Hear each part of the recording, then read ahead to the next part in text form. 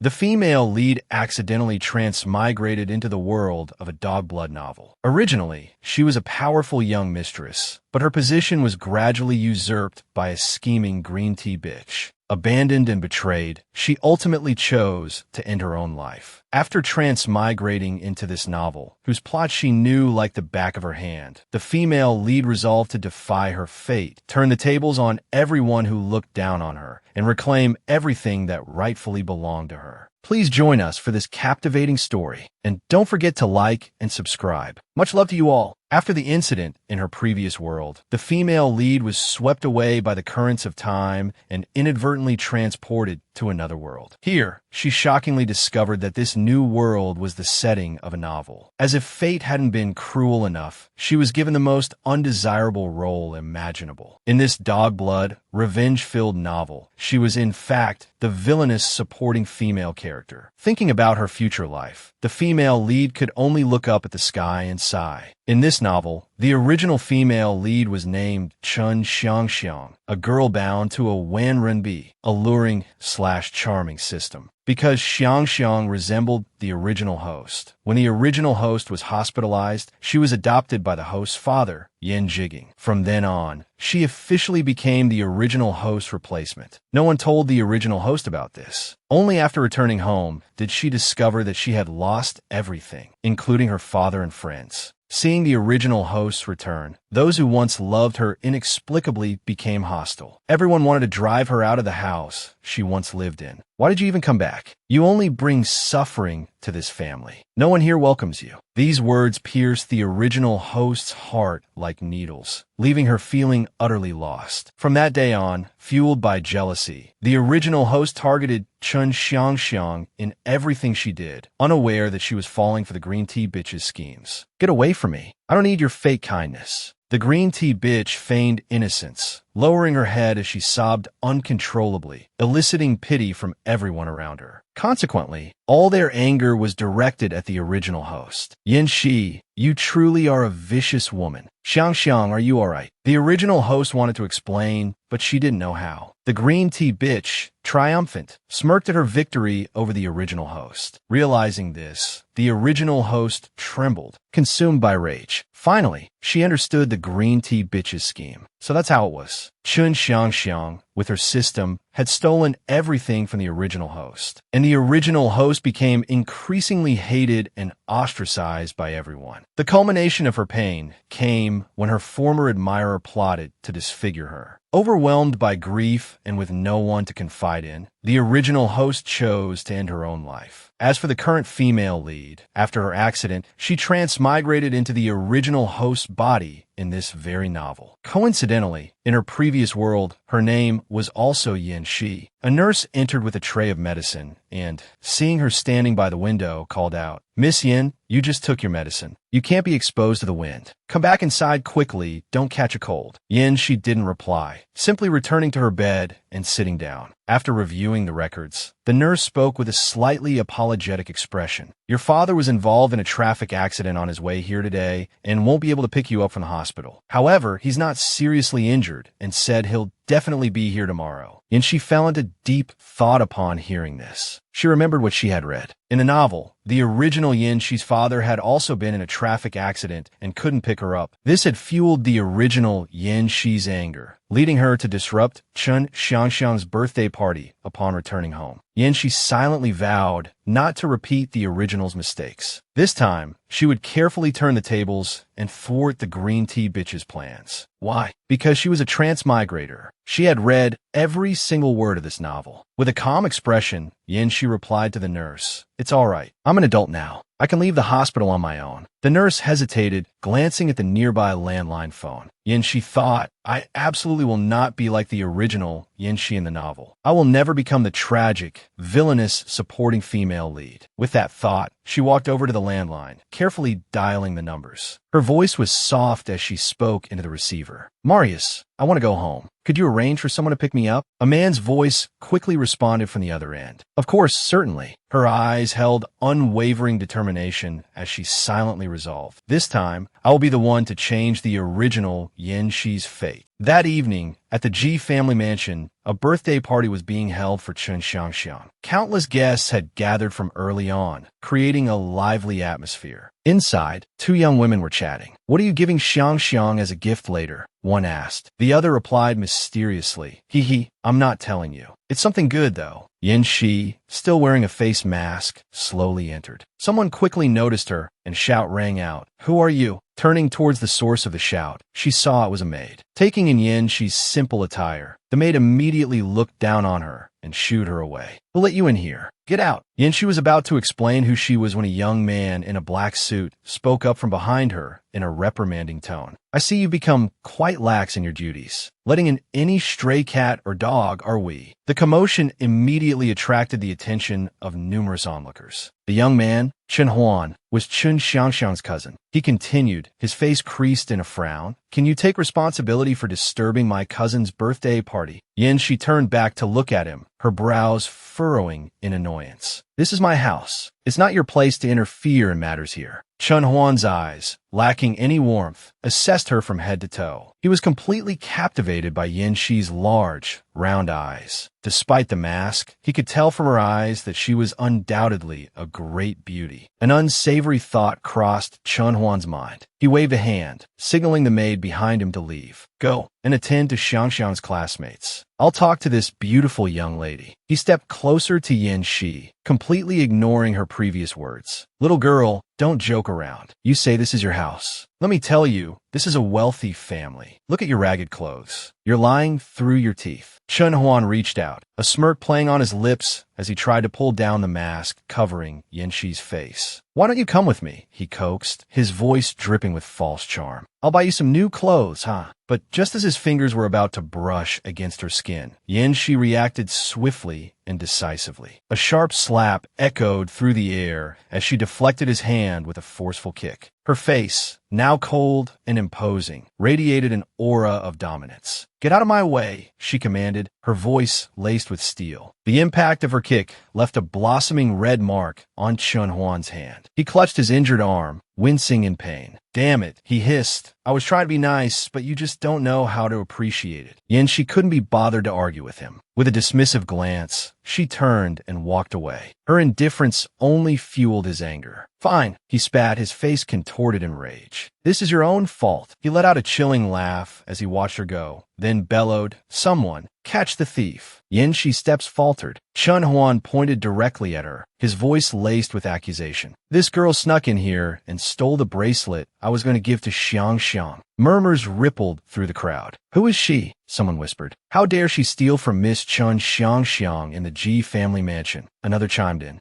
Probably trying to crash the birthday party." A third voice sneered. "She doesn't even know where she is." Alerted by the commotion, the butler hurried over to Yin Shi. "Miss," he said, "please hand over Miss Xiangxiang's bracelet." Unfazed by the accusations, Yin Shi responded with unwavering composure. "If I remember correctly," she stated, her voice firm, "there are 4 security cameras in the main hall monitoring everything." She glanced towards the nearest camera and continued, "Whether I stole something or he's lying, shouldn't we just check the footage to find out?" The butler's face tightened slightly. He hadn't expected this stranger to know the exact number of cameras. "How do you know?" he began, but was interrupted by the clamor of voices around them. "Don't listen to her nonsense," someone shouted. "Just take her to the police." One of Chen Xiangxiang's friends added her own scornful remark. "Yes, get rid of her. Xiangxiang will be coming down to cut the cake soon. Don't ruin her good mood." Without further hesitation, the butler reached out and grabbed Yin Shi's arm. "Miss," he said, "please come with us for an inspection." Another person joined the butler, restraining Yin Shi and pulling her towards the exit. Seeing her captured, a smug grin spread across Chen Huan's face. "Hold her tight," he leered. "Let me search her and see where she's hidden my bracelet."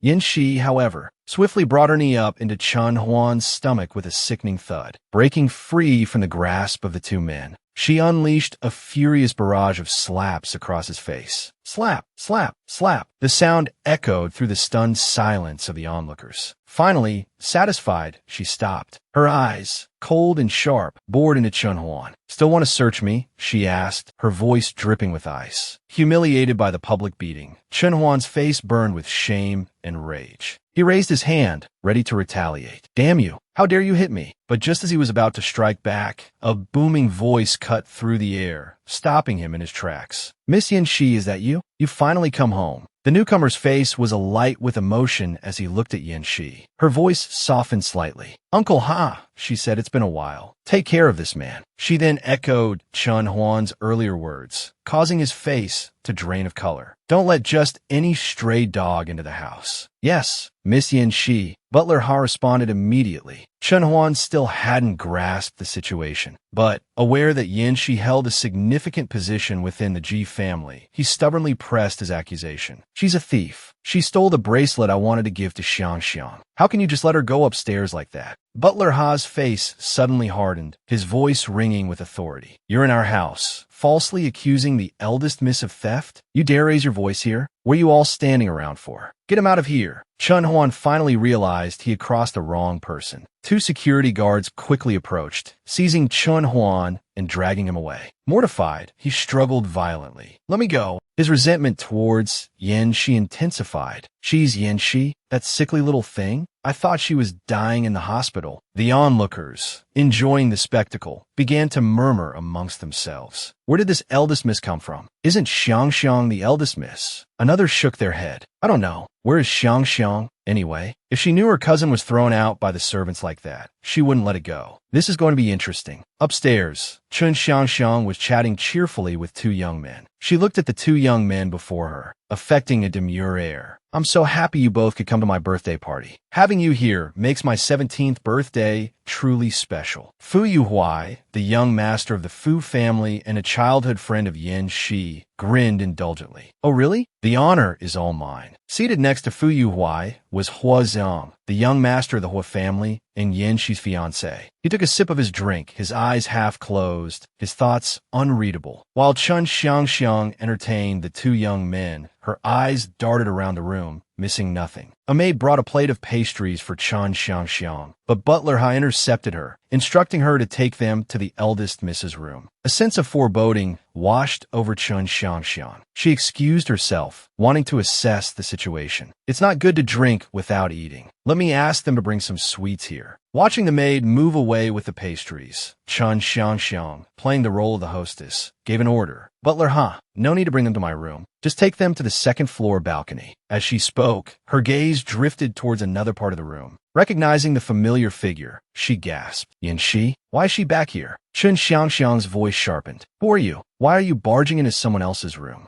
She turned, her face impassive, a faint smile playing on her lips. Oh no, what a funny thing to say. This is my room. How can you call it barging in? Chun Xiang, taken aback by Yanxi's unexpected defiance, was momentarily speechless. Butler Ha stepped forward to explain. Eldest miss, this is Miss Chun Xiang, a guest invited by Master. Yanxi strolled over to a nearby sofa and sat down gracefully, her eyes fixed on Chun Xiang. So, you're the Chin family girl from back then? My, how you've grown in 13 years. Under Yanxi's piercing gaze, Chun Xiang felt a chill run down her spine, her face paling. Yanxi saw her, knew she had usurped her place, yet she wasn't making a scene. Why? Yanxi swept a dissatisfied gaze around her room. Change the arrangement in this room back to how it was before. The bedsheets seemed dirty. Change those too. Chun Xiang, overhearing this, suddenly wore a sly smile. Yanxi was finally starting to make a fuss. It was her turn to perform. Putting her plan into action, Chun Xiang squeezed out a few tears, covering her face with a pitiful expression. I'm so sorry. Is this your room? I didn't know you were coming back. It rained heavily last night, and the window in my room wasn't closed, so it got wet. Uncle insisted I stay here. She propped her chin on her hand, leaning on the chair, waiting to see the green tea bitch's performance. Clutching a pillow to her chest, Chun Xiang continued, her voice choked with feigned distress. I'll have someone move my things back immediately. Fu Yuhuai and Hua Zhang, noticing Chun Xiang's prolonged absence, went looking for her. By chance, they overheard the conversation. Both expressed their displeasure with the arrangement. Xiang, do you want to move back to your previous room? That place is completely soaked. You can't stay there. Fu Yuhuai asked irritably. Who told you to move out? Hua Zhang, trying to comfort Chun Xiang, glanced unhappily towards the room and demanded, Who's in there? Yanxi stood up, a faint smile playing on her lips. Xiang, long time no see. Her appearance startled the two young men. Hua Xiang, regaining his composure, asked, "When did you get back? Why didn't you have someone pick you up?" Fu Yuhuai opened his arms wide, grinning at the sight of Yin Shi. "Yin Yin, welcome home." Yin Shi coldly sidestepped his enthusiastic greeting, offering him no words in return. Fu Yuhuai, taken aback by her reaction, froze in place. Brushing past him, Yin Shi approached Chun Xiangxiang, her voice sharp. "Does anything here belong to you?" Butler Ha summoned several servants to help Chun Xiangxiang move. Seizing the opportunity to showcase her manipulative charm, she simpered, "I'm so sorry. I'll move right away." Completely swayed, Fu Yuhuai suddenly interjected, "Actually, I think it's better if you don't move." Yin Shi's earlier coldness had clearly displeased him. His face darkened as he said, "Moving back and forth will tire Yin Yin out." Yin Shi, having anticipated his reaction, simply uttered two words with a smile, "Interesting." Yin Shi vividly remembered this scene from the novel. Everyone had sided with Chun Xiangxiang, fearing she would reclaim her room. Back then, the original Yin Shi hadn't thought much of it, agreeing to Fu Yuhuai's suggestion to avoid family conflict. That single act of generosity had resulted in her being permanently locked out of her own room. But she wasn't the original Yin Shi. She wouldn't be so easily manipulated and suppressed, especially not after seeing Chun Xiangxiang's smug smile. No, she refused flatly. Fu Yuhuai was surprised by her refusal. He had assumed she would comply without question. Receiving her command, Butler Ha immediately gave instructions. "Quickly have someone clean the room for eldest Mississippi." Hua Xiang glanced at Chun Xiangxiang, worried she might be upset. But Chun Xiangxiang was skilled at concealing her darker side. She plastered on a bright, magnanimous smile. "Yes, of course, I should give the room to Sister Yin Shi. It's only right." She started to say something more, but Yin Shi cut her off. "But why?" "I'm afraid you're mistaken. This room was originally mine. Things are simply returning to their rightful place." Yin Shi wasn't finished with the manipulative Chun Xiangxiang. Her attention shifted to the necklace Xiangxiang wore. "Ah, yes, and that necklace around your neck. Could you return it to me?" Being called out so directly and in front of so many people caused Chun Xiangxiang's face to darken. She stammered, feigning innocence. I didn't know this was yours, Sister Yin Shi. Uncle told me to wear it." "Sister Yin Shi, please don't misunderstand." Yin Shi utterly loathed this act of obliviousness. Chun Xiangxiang's constant insistence that Ji Jingheng had given her permission. What was she trying to prove? Or was she deliberately trying to provoke her? With ill grace, Chun Xiangxiang removed the necklace and handed it to Butler Ha. Nearby, a bodyguard stepped forward and began to move Chun Xiangxiang's belongings out of the room. Chun Xiangxiang's sour expression filled Yin Shi with a sudden, fierce satisfaction. "I believe not taking other people's things without permission is a basic tenet of decent behavior," she declared pointedly. The constant pressure was clearly humiliating Chun Xiangxiang, who struggled to maintain her facade of sweet innocence. Fu Yuhuai, unwilling to see Chun Xiangxiang suffer this indignity, interjected. "Yin Shi, those are harsh words. It was just a loan, and Uncle Ji agreed." Yin Shi, seeing her once close friend siding against her, responded with a touch of frost in her voice. "So, in other words, taking something without the owner's permission is acceptable?" "Fu Yuhuai, since when did you lose your ability to distinguish right from wrong?" Faced with her sharp words, Fu Yuhuai could only offer a weak smile. Seeing him at a loss, she pressed on, a hint of mockery in her tone. "Or perhaps your father can also freely dispose of your belongings without your consent?" Fu Yuhuai chuckled, embarrassed. All right, I was being nosy. You're right, Yin Shi." Having dealt with him, she turned her attention back to Chun Xiangxiang. "You're having a party, aren't you?" Chun Xiangxiang, unsure of where this was going, nodded. "Yes. Then perhaps you should reevaluate your circle of friends," Yin Shi continued, her voice laced with meaning. "Just now, a man I just met tried to get handsy with me. When he failed, he accused me of stealing your bracelet." As soon as she finished speaking, both Fu Yuhuai and Hua Zhang's expressions darkened. Yin Shi was not someone to be trifled with. Chun Xiangxiang, thoroughly defeated, lowered her head and turned to leave. "I'm sorry. I'll go speak to them right away." Yin Shi's voice followed her. "That won't be necessary. I already had him thrown out." She walked over to a chair and sat down gracefully, her demeanor radiating an air of effortless superiority. It seems today is your birthday. I hope I haven't spoiled your fun. Chun Xiangxiang, forced to swallow her anger, managed a strained smile. Not at all. Not at all. You were quite right to discipline him. He deserved it. The room was quickly tidied. Butler Ha approached and announced, "Eldest miss, the room is ready." Feeling weary, Yanxi dismissed everyone. "You may all leave. I wish to rest." As soon as she spoke, no one dared to utter another word, and they quickly filed out of the room. Before leaving, Huiziang cast a meaningful glance back at Yanxi, a hint of intrigue in his eyes. It seemed her return had brought with it a significant shift in her demeanor. Downstairs in the main hall, an enormous cake sat waiting, candles already flickering brightly. Chun Xiangxiang appeared, flanked by Fu Yuhuai and Huiziang. A chorus of greetings erupted from the assembled guests. "Xiangxiang, young Master Hua, young Master Fu, happy birthday." The two young men behind her joined in the celebratory applause. "Happy birthday, Xiangxiang. Happy birthday, Xiangxiang."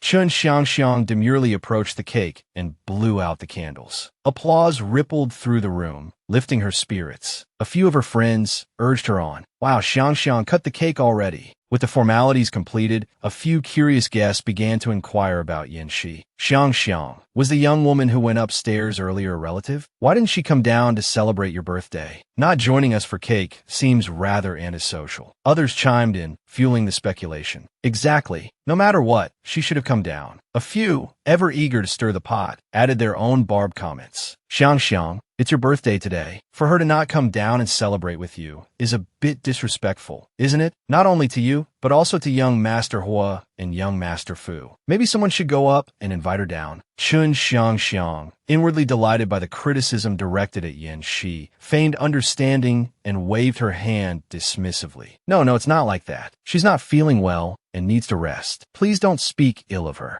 Huatong, standing behind Chun Xiangxiang, bristled at the unkind whispers and was about to reprimand the gossipers. "Excuse me, but," he was cut short by Butler Ha's voice booming from the top of the stairs. "Has everyone finished eating the birthday cake?" The guests looked up expectantly, anticipating some special entertainment. "Butler Ha, do you have some important arrangements to make?" "Xiangxiang, did you prepare a surprise for us?" Chun Xiangxiang, assuming it was a surprise for her, giggled. "I'm not sure either. Probably something Uncle G arranged." But Butler Ha's next words brought the festive atmosphere to a screeching halt. "If everyone has finished, then Miss Chun Xiangxiang's birthday party concludes here. Please depart in an orderly fashion." The announcement sparked a flurry of confused murmurs. "Huh, what's going on?" Butler Ha responded gravely. "Because you are disturbing the rest of the true eldest miss of this house." His words landed like a bucket of ice water on Chun Xiangxiang, leaving her frozen in place. Seeing the guests speechless, Butler Ha raised his voice. "Everyone, please leave." Chun Xiangxiang's face darkened with shame. Whispers of astonishment rippled through the stunned crowd. Didn't Chun Xiangxiang say she was the heiress? It seems the butler just implied otherwise. It looks like Chun Xiangxiang was lying. If the real deal is back, then what is a substitute like Chun Xiangxiang? At the end of the day, a substitute is just a substitute. She actually thought she could replace the genuine article. How ridiculous. How unlucky to be exposed in front of everyone. That's so embarrassing. If it were me, I'd want to dig a hole and bury myself. Huh. The rising laughter cemented Chun Xiangxiang's humiliation, rendering her immobile. A young man standing nearby, overhearing the cruel remarks, frowned slightly. He's also a classmate of Chun Xiangxiang, named Lu Qingming. Yanxi's truly ruthless. I bet tomorrow, her tyrannical and vicious reputation will spread throughout the city. After returning home, this young man recounted the events of the party to his cousin, who also happens to be Yanxi's next-door neighbor. "I don't know if it's true, but the Ji family's daughter who has cancer is back," he said. "The so-called #1 beauty of Beiqiao City. I think that title is about to change hands." Xie Changze only spoke after hearing his cousin finish. "You're talking about Yanxi?" Lu Qingming sipped his tea and nodded. "Yes, she even kicked everyone out. For someone who's dying, she's really petty. No wonder everyone calls her." Suddenly, Xie Changze glanced at his cousin with displeasure, causing Lu Qingming to lower his voice as he was about to say the words short-lived. He was somewhat intimidated by his cousin's coldness. Did I make cousin angry?"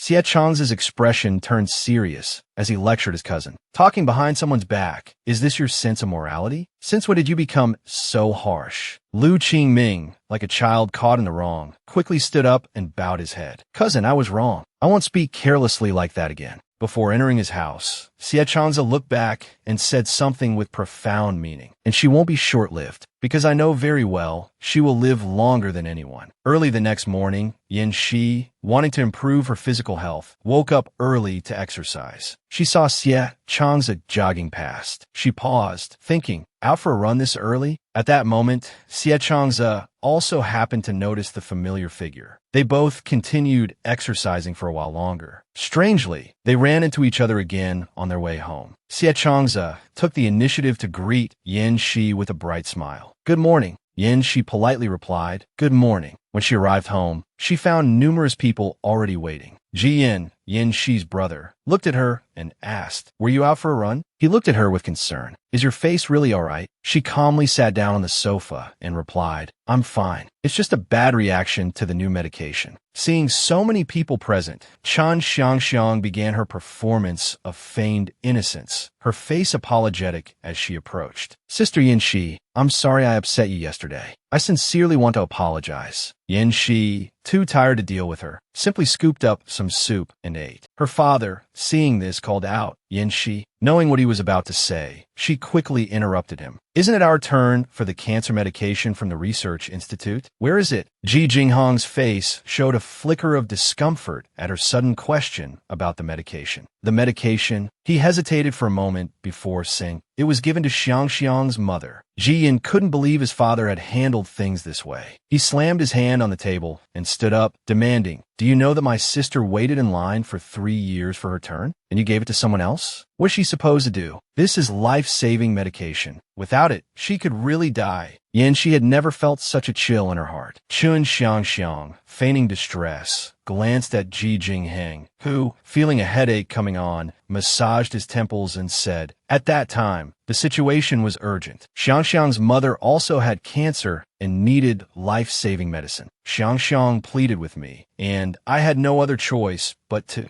Yin Shi didn't let him finish. Her face clouded with sorrow. She forced out each word. But father, do you know I've been waiting for this medicine for 3 years? Do you want me to wait another 3 years? Do I really have that much time? Ji Jingheng, defeated, could only utter 6 words. Yin Yin, I'm sorry. Afraid the situation would escalate, Chun Xiangxiang knelt down and pleaded with Yin Shi. Yin Yin, this is all my fault. It was me who knelt down and begged Mr. Ji. She squeezed out a few crocodile tears and, feigning understanding, continued, Yin Yin, you will definitely get better. That's right. I can donate my bone marrow to you for treatment. Saving you is only natural. I'm repaying a debt. Yin Shi stared at Chun Xiangxiang with icy eyes, thinking to herself, in the novel, after Chun Xiangxiang donates bone marrow to the original Yin Shi, she becomes her lifesaver. From then on, everyone is grateful to her. But I'm not the original Yin Shi. I'm the one who holds the ending of this novel in my hands. Yin Shi, disgusted, yanked her hand away from Chun Xiangxiang. She immediately refused the offer of a bone marrow donation. Donating bone marrow? Forget it. You're so thin, your body probably couldn't handle it. Besides, with the Yin family's resources, we haven't reached the point where we can't find a suitable match for me. Just as Chun Xiangxiang was breathing a sigh of relief, Yin Shi's next words nearly made her faint. As for repaying the debt, the price of those 2 doses of cancer medication was 180 million each. The service fee for finding someone to help is 20 million. You can just pay me 380 million and we'll be even. Ji Yin, hearing his sister's arrangement, disagreed. No way. You put in so much effort to make the connections and buy that medicine. 380 million is too cheap. Ji Jingheng also spoke up for Chun Xiangxiang. Yin Yin, I think Xiangxiang can donate bone marrow to you, so don't overthink it. He continued to persuade her. Your medicine saved her mother, and this is what she should do. Yin Shi, of course, disagreed. She had her own plans. Indifferently, she said, if she's paying, then there's no need for a donation. She turned to Chun Xiangxiang. Just write me an IOU. You can work hard to earn money and pay it back later, and you won't need to feel indebted to me. Chun Xiangxiang was stunned by the enormous sum, but couldn't do anything but comply with Yanxi's request. Having achieved her goal, Yanxi said cheerfully, I'll hold on to this IOU. Remember to pay up. As she walked upstairs, she overheard two maids whispering below. Chun Xiangxiang owes eldest Miss 380 million, but how can a student from the countryside like her ever pay that back? If she doesn't have the money, how dare she use such expensive medicine? Does she think she could just take it for free? Yanxi continued walking, thinking Chun Xiangxiang has the beloved by all system, and she can ask the system for help. But whether she can pay it back or not depends on her own abilities. With that thought, she whistled cheerfully and returned to her room, leaving Chun Xiangxiang's problems behind. Back in her room, Chun Xiangxiang immediately logged into her system. Seeing the figures displayed, she was furious. What? My system points can only be exchanged for 10 million? How am I supposed to pay Yanxi back? While Chun Xiangxiang was still reeling from the shock, the system delivered another blow, causing her face to pale considerably. Host, please note that Ji Jinghong's favorability rating has dropped to 50%. Ji Yan's favorability rating has dropped to 1%. The host must strive to earn favorability points from more powerful targets to accumulate more points. A moment later, Yanxi happened to pass by her father's study. Seeing her, he called out, Yin Yin, come here. You're just in time. He gestured towards Chun Xiangxiang's cousin and spoke up for him. Ah-sun came specifically to apologize for last night's incident. Your father sees this as just a misunderstanding. Ah-sun is Xiangxiang's cousin. They're practically family. So, don't make a big deal out of it. Chun Sun, seeing Ji Jingheng speaking on his behalf, smirked and shrugged his shoulders, a gesture that earned him a look of contempt from Yanxi. With that attitude, it doesn't look like you're sincerely apologizing. You haven't even learned basic respect. What else can you do? Chun Sun, called out so directly, felt a sting of resentment but couldn't retort. Ji Jingheng, ever protective of Chun Xiangxiang's family, interrupted. Yin Yin,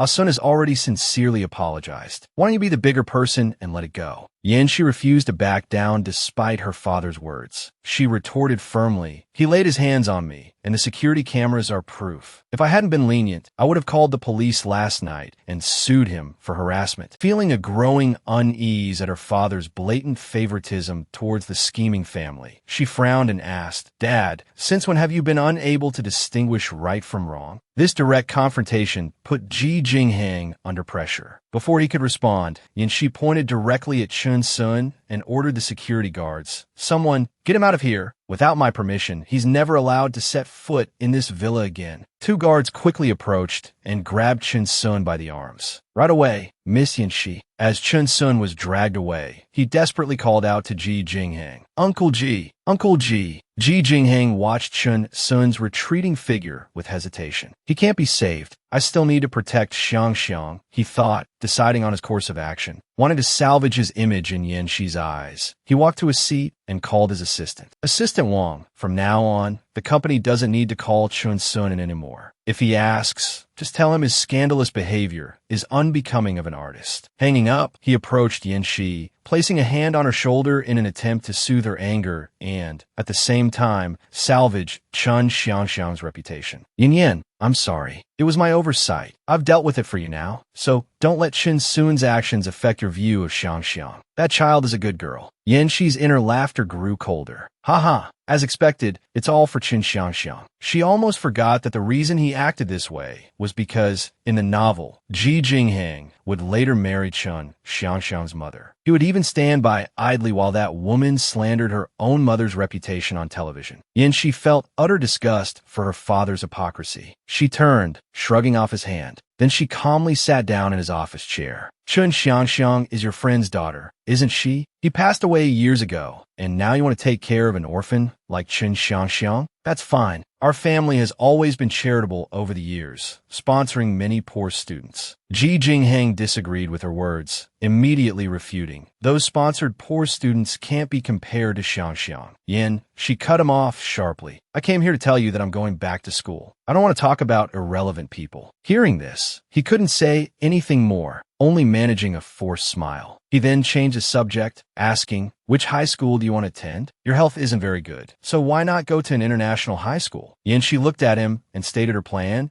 I intend to go to Shenyang High School and take the college entrance exam this year. Ji Jinghong's face suddenly tensed. He loudly protested, "No way." Realizing his outburst, he softened his tone and tried to coax her. Yin Yin, Shenyang High School isn't a school you could just get into with money. It also depends on your grades. Moreover, you want to directly enter the 12th grade, which makes it even more difficult. Unhappy with his constant refusals, she frowned and asked, "So how could Qin Xiangxiang get in? But I can't." He stroked his chin, searching for an excuse. Xiangxiang got in based on her own abilities. "But you haven't been to school for 5 years. I'm afraid you've even forgotten what you learned in elementary school." Although he said this, he had his own calculations. If he poured money into her education and she didn't perform well on the college entrance exam, it would make him a laughingstock. It might even affect his reputation. Yin Shi, having read the novel, naturally knew what he was thinking. She tapped her fingers lightly on the desk and sneered, "Oh, you don't need to worry about that. I've already made arrangements with Shenyang High School. I came here to ask you to help me transfer my records, not to ask for your opinion." Ji Jinghang. Overpowered by his daughter, Ji Jinghang felt his chest tighten with frustration. Unruly brat, he cursed inwardly. However, he maintained the facade of a kind father, asking, "Yin Yin, are you still blaming me? I didn't pick you up yesterday, not because I wanted to throw a birthday party for Xiangxiang, but because something came up. I'm very sorry." Hearing these false words, Yanxi felt a wave of nausea. She stood up and said coldly, "Apologies are unnecessary. From now on, if you want to organize activities like birthday parties for others, you need my consent." As she passed him, she paused, patted his shoulder a few times, and added, "After all, this villa is in my name. You should remember that I'm the real owner of this place." Ji Jinghong's face darkened. Was Yin Shi reminding him that he was an outsider? He had lived comfortably in a Yin family home for so many years, establishing his own status and reputation in high society. How could he be lectured by his own daughter now? The more he thought about it, the more indignant he became. He raised his voice angrily. "Yin Yin, we are a family. If we are a family, why should we divide things into yours and mine?" With a domineering air, Yin Shi delivered a line that silenced Ji Jinghang. "I'm only being respectful because we're family, and that's why I allow you to live here." Before leaving, she added coldly, "Oh, and right, Dad, don't hurt our father-daughter relationship for the sake of others." The next day, after her morning exercise, Yanxi returned to find the house filled with servants carrying an array of beautiful clothes and jewelry. Jian, her brother, excitedly told her, "Zenong prepared all these for you. Don't let last night's events affect your mood." Yanxi remained indifferent, seemingly unfazed by the luxurious display. She replied casually, "How thoughtful of him." She took out her phone, estimated the value, and promptly transferred the equivalent amount to Huazinong. Then, turning to the servants, she instructed, "Sort these and put them away. Mark them carefully so nothing gets lost." Jian, puzzled by her actions, asked, "Why did you transfer money to him?" With the air of a wealthy heiress, she replied, "I don't lack that kind of money, and I don't need these clothes." Afterwards, the siblings went out to the balcony to enjoy the fresh air. Yanxi's attention was caught by the cherry blossoms in their neighbor's garden. Jian, noticing her gaze, suddenly had an idea. As expected, girls all love pretty things, he thought to himself. He quickly and casually snapped off a branch of cherry blossoms from the neighbor's tree and offered it to her. Yin Shi, startled by her brother's brazen act, exclaimed, "Oh my God, those are from someone else's garden." Ji Yin, grinning, presented the branch. "Here, a gift for you." Then, lowering his voice conspiratorially, as if wary of their neighbor's reputation, he added, "I had to sneak it. That stingy neighbor next door never lets anyone admire his flowers."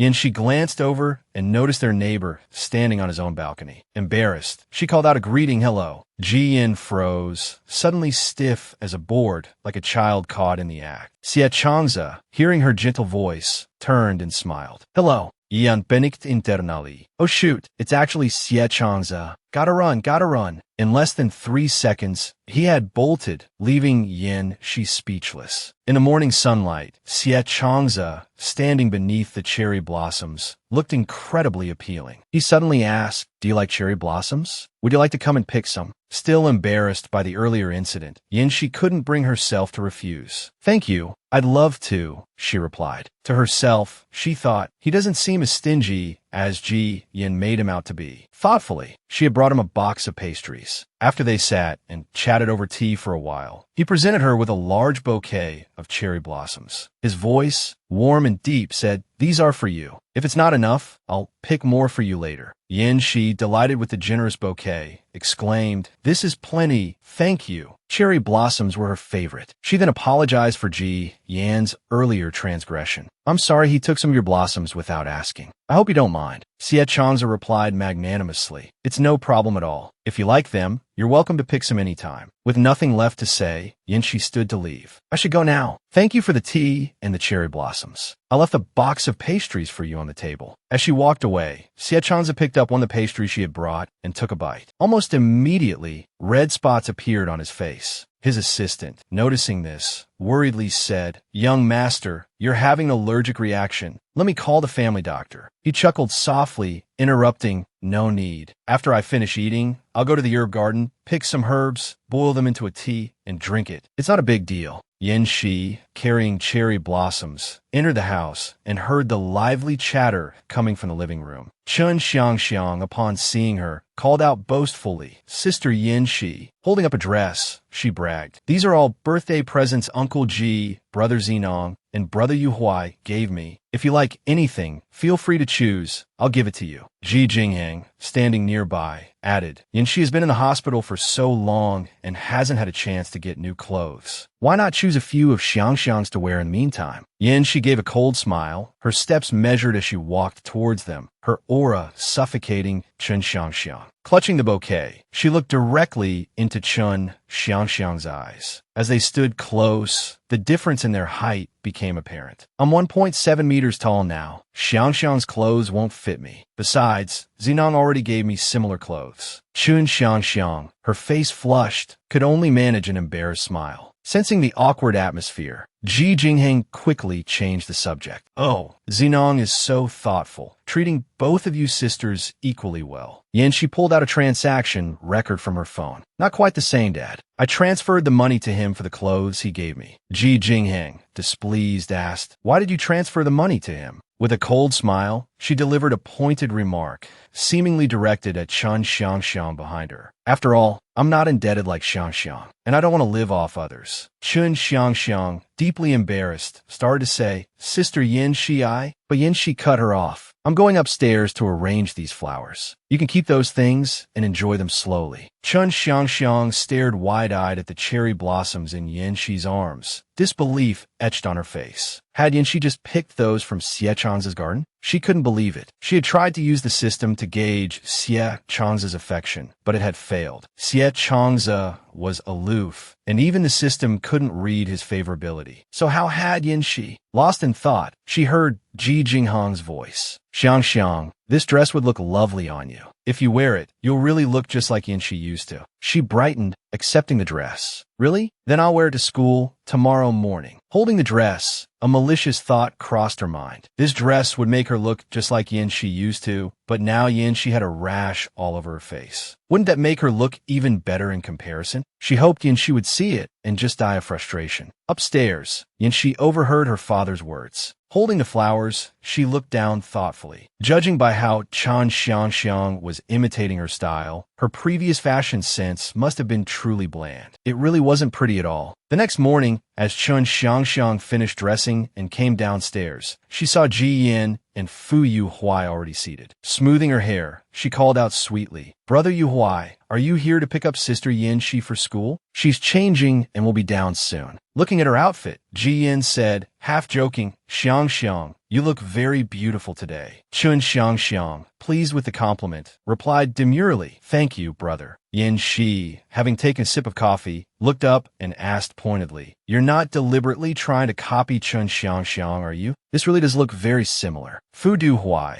captivated by Chun Xiangxiang's beauty, quickly jumped to her defense. "Don't be ridiculous. Xiangxiang naturally looks like Yin-shi." Chun Xiangxiang demurely sat down closer to Fu Duhuai. Then, with a flirtatious glance asked, Du-Huai, do you think I look nice like this? Fu Du-Huai looked at her for a long moment, shook his head, and replied, not bad. It suits you quite well. This outfit is very flattering. While the two were engrossed in their little tete-a-tete, Yin Shi, having changed her clothes, descended the staircase. Today, she wore a red and white dress. Her figure was already incredibly striking, and this outfit only served to enhance her aura even further. Fu Du-Huai, stunned by her appearance, involuntarily stood up in astonishment. Yin Shi, while Chun Xiangxiang felt herself fading into the background, her face darkening. Ji Jingheng, admiring her beauty, showered her with compliments. Wow, Yin Shi, you look absolutely stunning. Truly the best of the best. Fu Du-Huai echoed his sentiment. Exactly. This is the first time I've seen you dressed like this. It's truly dazzling. Yin Shi maintained her composure, accepting the praise without arrogance. All right, let's go have breakfast. We'll be late for school if we delay any longer. Ji Jingheng replied cheerfully, right. I can't believe we're actually going to school together. This is fantastic. Her beauty and the aura she exuded even drew gasps of admiration for the house staff. As expected, our eldest miss is the most beautiful and elegant. Another servant chimed in. Of course, a knockoff can never compare to the original. Chun Xiangxiang's face couldn't have gotten any darker. Her jealousy intensified. Yin Shi, you did this on purpose, didn't you? The four of them quickly settled at the dining table for breakfast. Chun Xiangxiang, putting on an air of worldly sophistication, offered a faintly encouraging smile. Sister Yin Shi, don't worry. If anything happens at school, we'll take care of you. Fu Du-Huai, thoroughly pleased, added, Xiangxiang is a member of the student council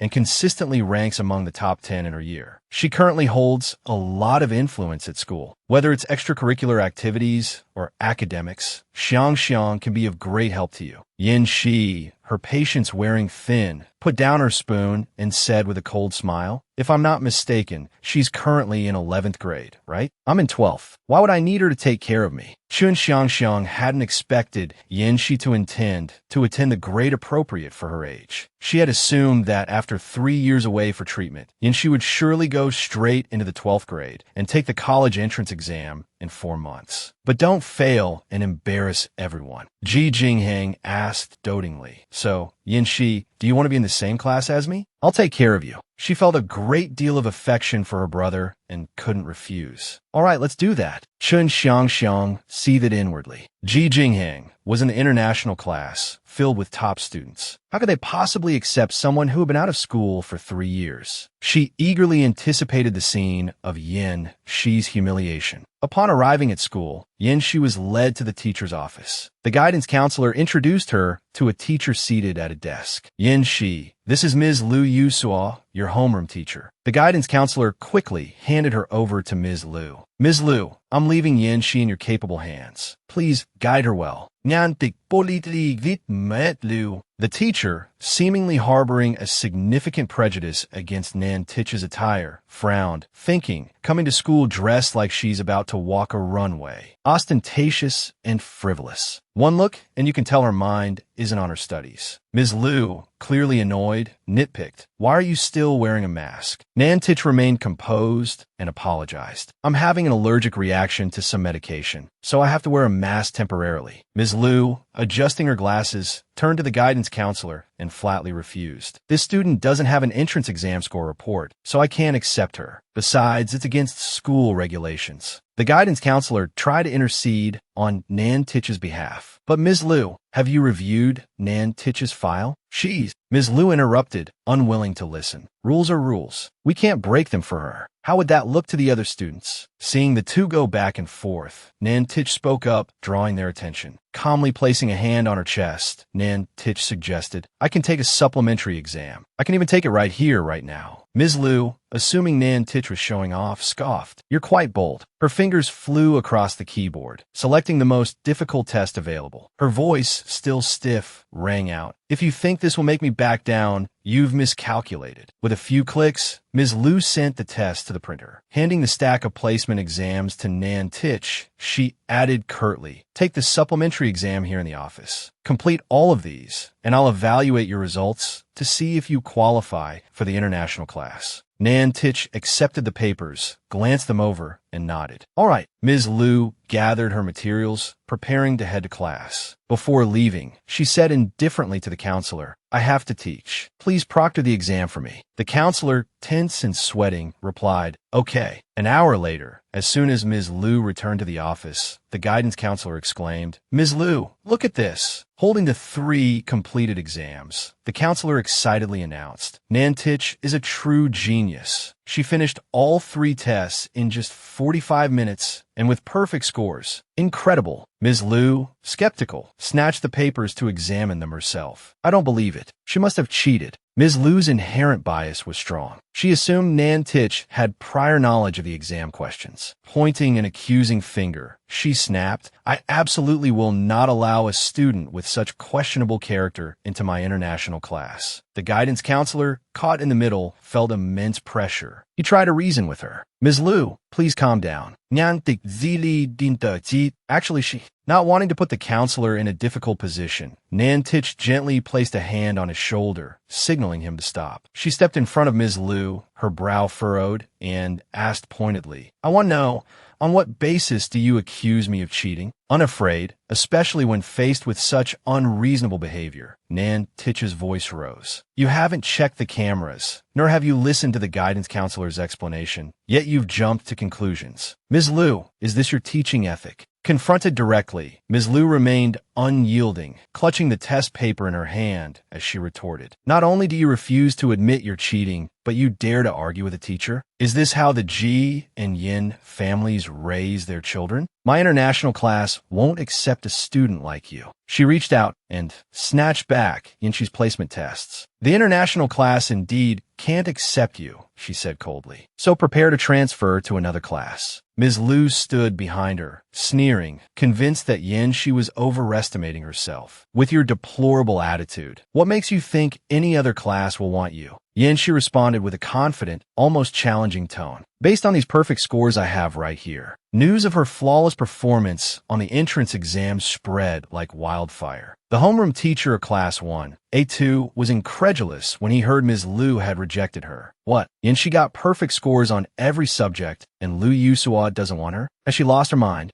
Another teacher exclaimed, "Wow, the homeroom teachers are practically going to start a brawl over this student. Who knows which class this rising star will end up in?" Xie Zhangzi slammed a stack of papers onto the desk with a thud. He looked at his own homeroom teacher and asked directly, "Mr. Wang, should we try to recruit her?" Mr. Wang was tempted but hesitant. "Honestly, I'd love to have her in my class, but..." Xie Zhangzi didn't need to hear anymore. He turned and started to leave, making the decision for his teacher. "Then it's settled. I'll go try to persuade her." Seeing his student's decisive action, Mr. Wang scrambled after him. "Xie Zhangzi, wait for me." Just then, the homeroom teacher of the rocket class arrived to try and recruit Yin Shi. "Yin Shi, let me introduce myself. I'm Yi Qing, the homeroom teacher of the rocket class. Would you be interested in joining my class?" Yin Shi voiced her current concern, testing Ms. Ye's sincerity. "But I'm worried about my brother. If you would agree to let him study with me." Before she could finish, Ms. Yi clapped her hands enthusiastically. "Of course, that's no problem. As long as Ji Jingheng is willing to come, I'll definitely help him improve his grades." Yin Shi, pleased with the outcome, bowed politely. "Thank you, Ms. Yi. I'll join the rocket class." Ms. Yi was overjoyed. "Excellent, excellent, excellent." Mr. Wang and Xie Zhangzi arrived, just in time to hear the news. "We're too late." Ms. Yi snatched her up. Xie Zhangzi felt a pang of disappointment at missing the chance to be in the same class as Yin Shi. Ms. Yi led the way, beaming. "Come on, let's go. I'll show you to the classroom. I'll talk to Ms. Liu about your brother later." At that moment, Yin Shi noticed Xie Zhangzi. She looked at him in surprise. As she walked past, Xie Zhangzi gave her a warm smile, his gaze lingering. Yin Shi returned his gaze. It's my neighbor. Is he also in the 12th grade? The two passed each other, a silent acknowledgement passing between them, unaware of the blossoming romance that lay ahead. That afternoon, in the international class, Ms. Liu stormed in, her voice sharp with displeasure. Ji Jinghang, pack your things and leave. You're no longer welcome in the international class. Seething with resentment, she gritted her teeth. Shen Yiqing actually came to beg for these two good-for-nothings, and with such a fawning, capitalist attitude. Disgusting.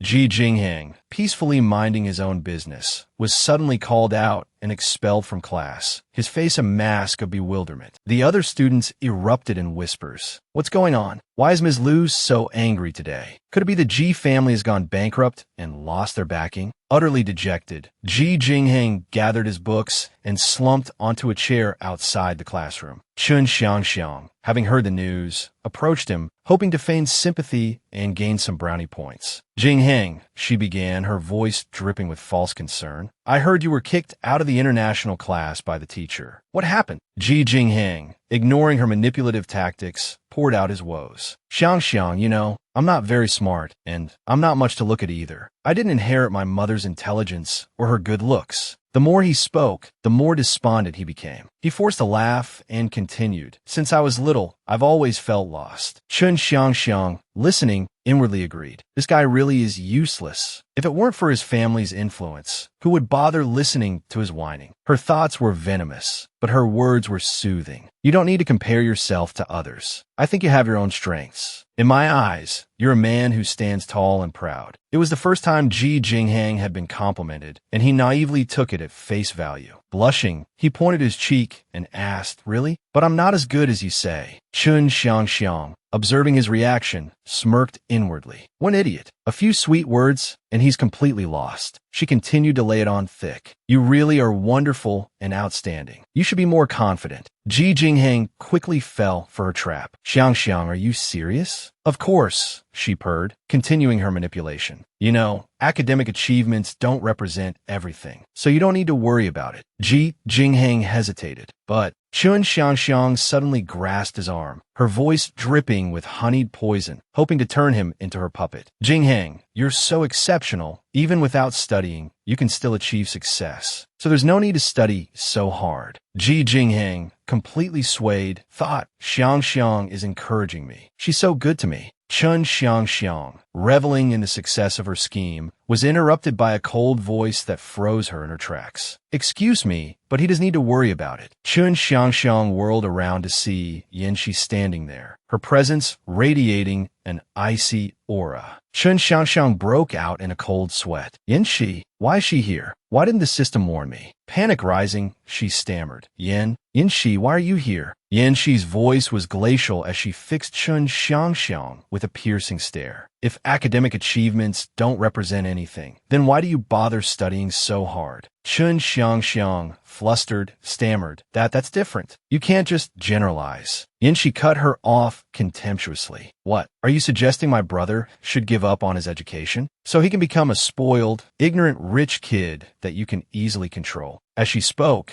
Yanxi advanced on Chun Xiangxiang, her imposing presence making the other girl shrink back. How does she know what I'm really thinking? Seeing Chun Xiangxiang's defeat, Yanxi dismissed her with a look of utter disdain. Turning to her brother, she said, Ms. Yiqing of the rocket class has agreed to take you in. Let's go. Ji Jinghang, barely able to believe his good fortune, happily followed his sister. Really, Yanxi? Don't worry, I'll definitely make the most of this opportunity. Both of them quickly left, leaving Chun Xiangxiang alone, lost in thought. The rocket class was the top class in Xingyang High School. She mused that they must have used the Yin family's connections to get in. After checking the system, her face darkened even further. Biting her finger, ambition swirling within her, she thought about how she had spent 1,000 accumulated points to exchange for the prop to influence Ji Jinghang. Irritated, she questioned the system. Why didn't you warn me that Yanxi was coming? And why didn't the prop work? The system explained, if the targets will is strong, the prop's effectiveness will decrease. Chun Xiangxiang cursed. Damn it, if Yanxi hadn't suddenly shown up, I could have successfully won over Ji Jinghang. This is infuriating. Ms. Yi led Yin Shi and Ji Jinghang to the rocket class. Class, these two are our new students. The two introduced themselves in turn. I'm Yin Shi. I hope to have a pleasant time studying with everyone and working hard together for the upcoming college entrance exams. Ji Jinghang's introduction was more concise. I'm Ji Jinghang. Please take care of me. The class applauded warmly, welcoming their new classmates. Ms. Yi quickly arranged seats for them. Ji Jinghang, you can sit next to the class president. Yin Shi, you can sit. As she was searching for a seat for Yin Shi, a hand shot up. Ms. Yi, let Yin Shi sit with me. It was Fu Yuhuai, the vice president. He stood up and continued. We know each other. I can help her get acquainted with the environment and the class's learning pace. However, Yin Shi coldly refused. No need. She walked past Fu Yuhuai and stopped beside a girl with pink hair. Can I sit here? The girl, flustered by the new student's attention, stammered. Why, yes, you can. Fu Yuhuai's expression darkened as he watched Yin Shi maintain her distance. Yin Shi and Ji Jinghang quickly integrated into the new class. Everyone listened attentively to Ms. Ye's lecture.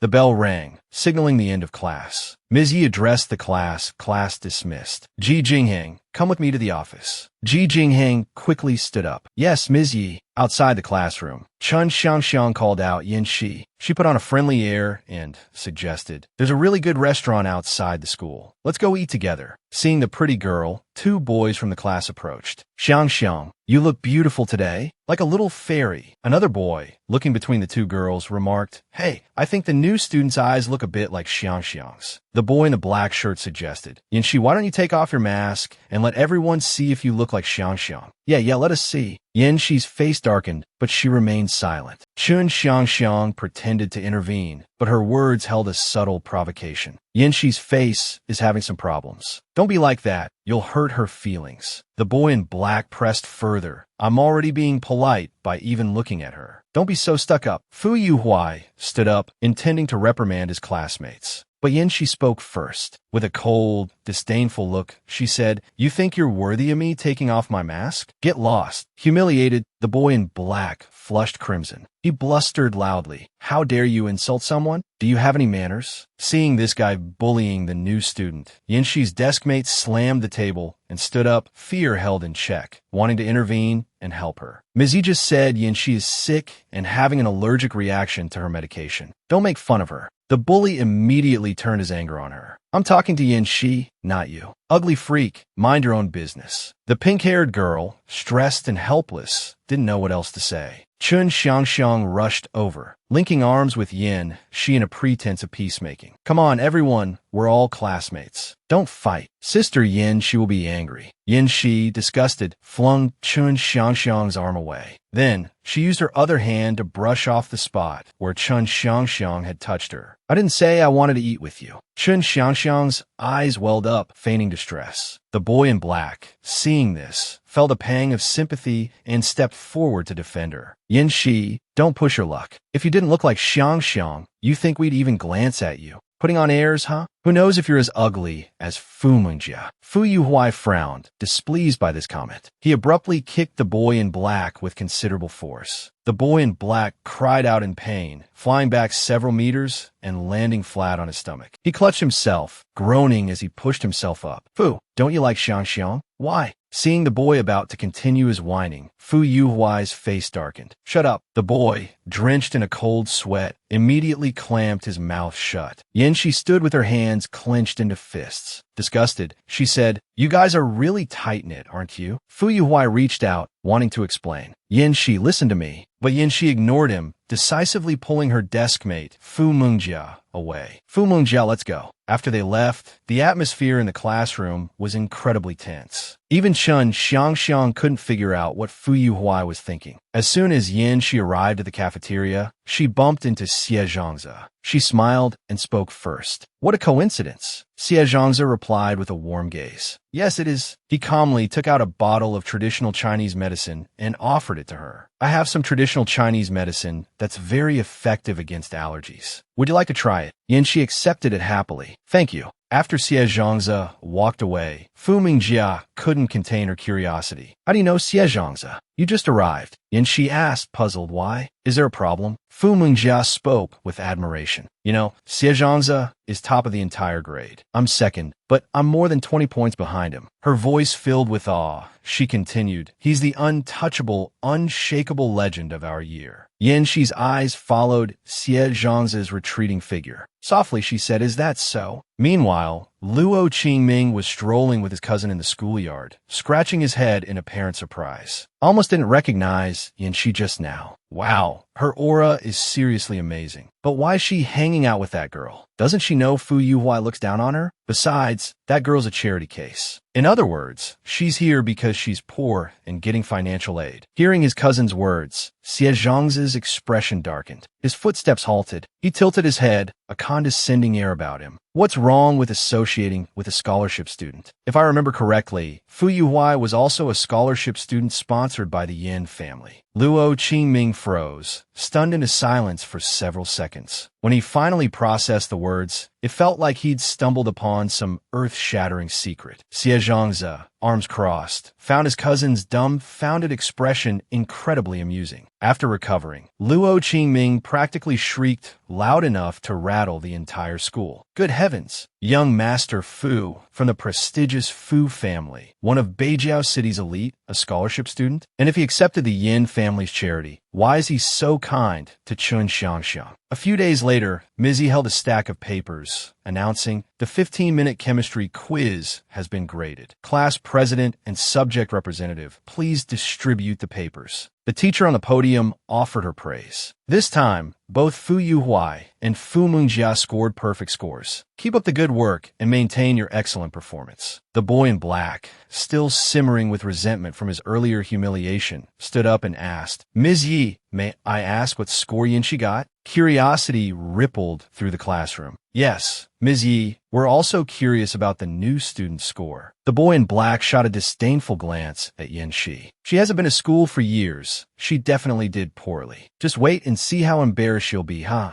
But the boy in black didn't anticipate that the one facing embarrassment would be himself. Ms. Yi, beaming with satisfaction, replied, Yanxi achieved a perfect score. Disbelief contorted the boy in black's face. How could Yanxi possibly get a perfect score? Was it real? The classroom erupted in a cacophony of excited chatter. The new student is so smart. Seeing the escalating commotion, Mizzy gently tapped her desk. All right, class dismissed. Everyone, please head home. If you have any questions, learn from Yanxi. As Yanxi prepared to leave, the boy in black called out from behind, his voice laced with sarcasm. Well, I finally understand why you wanted to sit with Fu Mingjia. You knew about the 15-minute quiz today, so you wanted to cheat off her, didn't you? My, such vanity. Fu Mingjia, indignant, rose to Yanxi's defense. Don't spout nonsense. Yanxi didn't cheat. Yanxi raised a hand, signaling to her desk mate that there was no need for explanations. She fixed the boy in black with an icy stare. A dirty mind sees dirt everywhere, she stated coldly. Her voice sharpened with a warning. Out of consideration for you being a classmate, I'll let this slide. But if you dare to make such baseless accusations again, I will make you pay. A palpable aura of menace emanated from Yanxi, causing the boy in black to avert his gaze, nervously swallowing. Fu Yuhua stood up, attempting to mediate. Yanxi, he's just foul-mouthed. Don't pay him any mind. Yanxi ignored him, addressing Fu Yuhua directly without hesitation. Fu Yuhua, you should worry about yourself. Hanging around him will only contaminate you with his negativity. Fu Yuhua, his face flushed with embarrassment, could only offer a weak, strained laugh. Ji Jingheng glared at the boy in black one last time before following his sister out of the classroom. Chun Xiangxiang had arrived a while ago and happened to overhear the conversation. Seeing Yanxi leave, she quickly ducked aside to hide. As she suspected, Fu Yuhua still cared deeply for Yanxi. She asked the system, what's Fu Yuhua's current favorability rating? The system promptly replied, the target's favorability rating has dropped to 60%. Please continue your efforts to gain favorability points. Chun Xiangxiang's face fell. She was furious, her eyes narrowing as she glared at the rocket class. A 10% drop? Her phone rang. She saw it was Ji Yin calling, but just then, Fu Yuhui emerged from the classroom, a new plan forming in her mind. She quickly ended the call and hid her phone. Fu Yuhui, hearing her phone, glanced over. Xiang, you're here. Let's go. I'll take you home. Chun Xiang offered an excuse. The music club want me to sing the new song, so I have to go practice. She looked at him expectantly. Yuhui, would you like to come listen? At her invitation, Fu Yuhui's gaze drifted, catching a glimpse of Yin Shi in the distance. Lost in a reverie, he couldn't refuse. A new song? Of course, I have to hear it. Her plan a success. Chun Xiang beamed. Then let's go. Outside the school gates, the Ji family car had been waiting. Ji Yin had been calling Chun Xiang incessantly, but she wasn't answering. He turned to his sister, a worried frown creasing his brow. It seems Xiang is busy and can't answer the phone. Yin Shi, losing patience, instructed the driver, "Don't wait any longer. Let's go home." The driver glanced at her through the rearview mirror, his tone disrespectful. "Miss Xiang hasn't come out yet. It wouldn't be right to leave without her." Yin Shi's voice was cold. "Didn't my brother inform her? We were leaving at 6:30. It's already 6:50. I've waited for her for 20 minutes. What's not right about leaving?" Despite her words, the driver remained stubbornly defiant. He offered a perfunctory apology, but held his ground. "No matter what, I must ensure Miss Xiang has a car. This is what Master instructed." The driver's disregard stemmed from his belief that Yin Shi, a cancer patient, was on borrowed time. He saw it as more advantageous to curry favor with Chun Xiang. Finally pushed to her limit, Yin Shi opened the car door. Before stepping out, she said icily, "Fine. From now on, you be Chun Xiang's personal driver, and go ask Ji Jinghang for your salary." Fuming, Yin Shi slammed the door shut and turned to her brother. "Ji Yin, let's go. We'll find our own way back." Ji Yin, naturally, sided with his beloved sister. He got out of the car, slamming the door behind him. Yin, what are we going to do now?" She shrugged, unfazed. "It's fine. We'll take a taxi." The driver, watching their retreating figures, scoffed.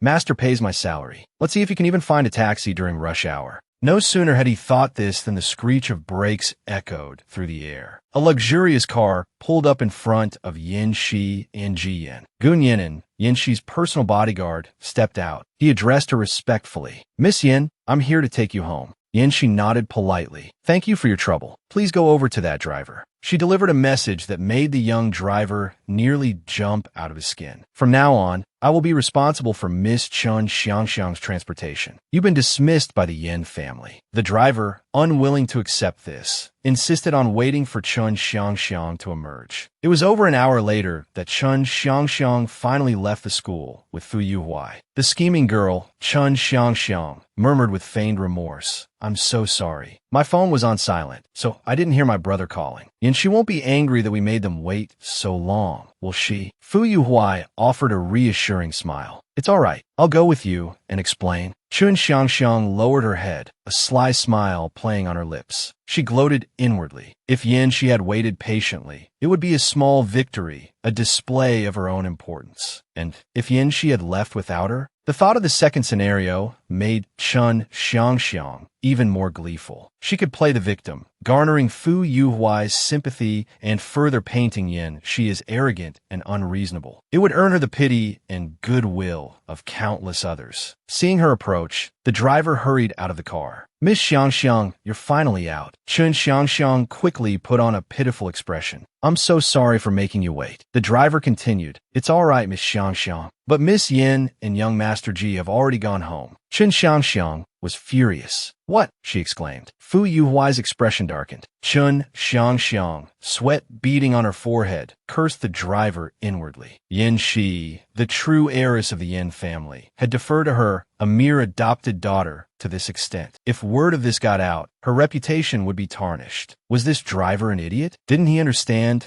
such basic social dynamics? They had left in a separate car. If he had driven them, none of this would have happened. Fu Yuhui finally spoke. "How did Yin Shi and Ji Jinghang get home?" Fearful of losing Fu Yuhui's favor, Chun Xiang quickly pointed at the driver and scolded, "Yin Shi is not well. What if something happened to her on the way? Would you be able to take responsibility?" Having waited for so long only to be berated, the driver retorted angrily, "I was waiting for Miss Xiang. Besides, from now on, the Yin family will be responsible for Miss Yan's transport." Chun Xiang immediately interrupted.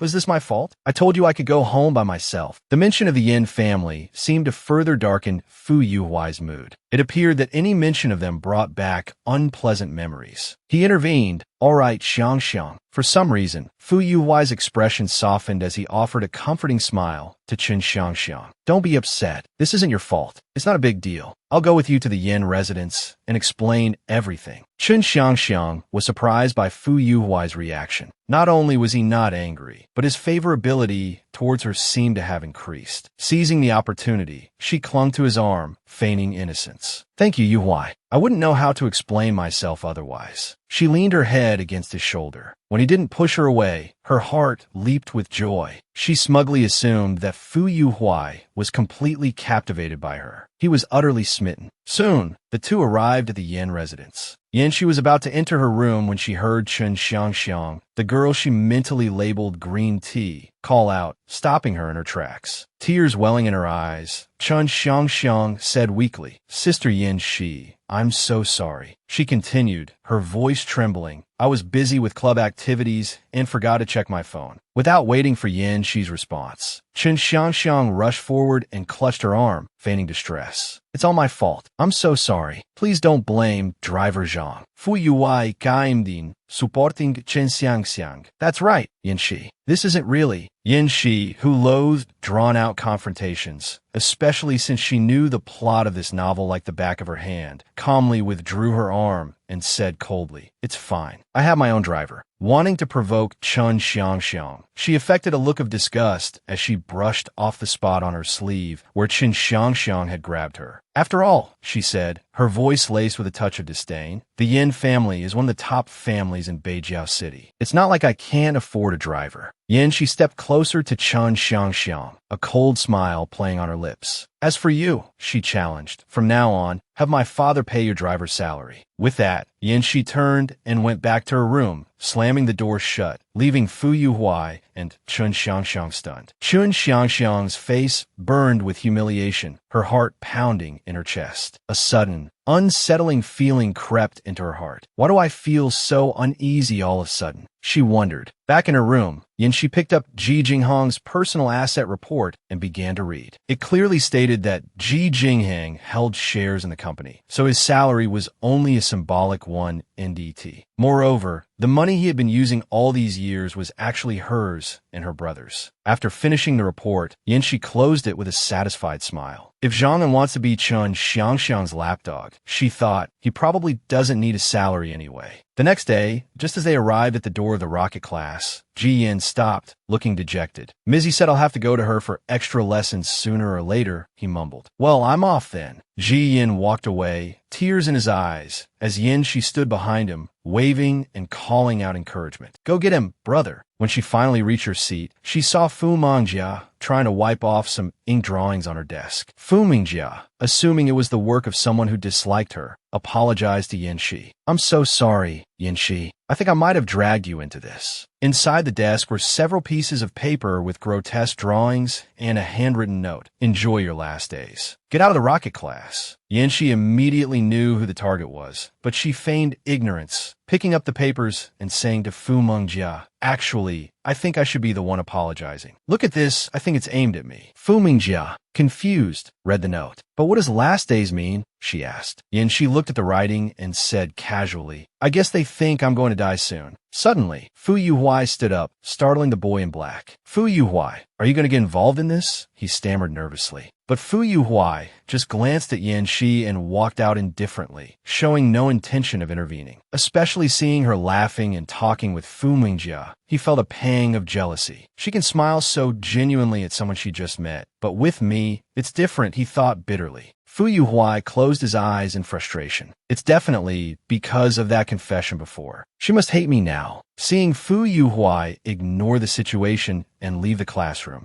the boy in black smirked. He stood up, walked over to Yanxi, and sneered. Listen here, he said menacingly. If you know what's good for you, get out of our class. The boy in black, one hand on his hip, issued a swaggering warning. If not, next time this red ink will likely be singing directly on your face. Hearing this, Yanxi immediately knew who was behind it all. So, the red ink and the blood letter. What you're doing? The boy in black snatched the letters, gloating. So what if they were? What are you going to do about it? Huh? Yanshi's face hardened, an icy aura radiating from her. I suggest you clean this desk and apologize to me and Fu Mingjia. She tightened her grip on the red letter, her face glacial. If not, don't blame me for being ruthless. Provoked, the boy in black retorted, huh? A sickly thing like you? You'd probably collapse from the strain of just yelling at someone. What can you even do? Ruthless, she says. Seeing his unreasonable attitude, Yanshi suggested, let's settle this outside of school. Meet me at the Northgate alley after school today. The entire class gasped in astonishment. The new girl wanted to fight Lu Yizhu, but she was supposed to be sick. Was she really that strong?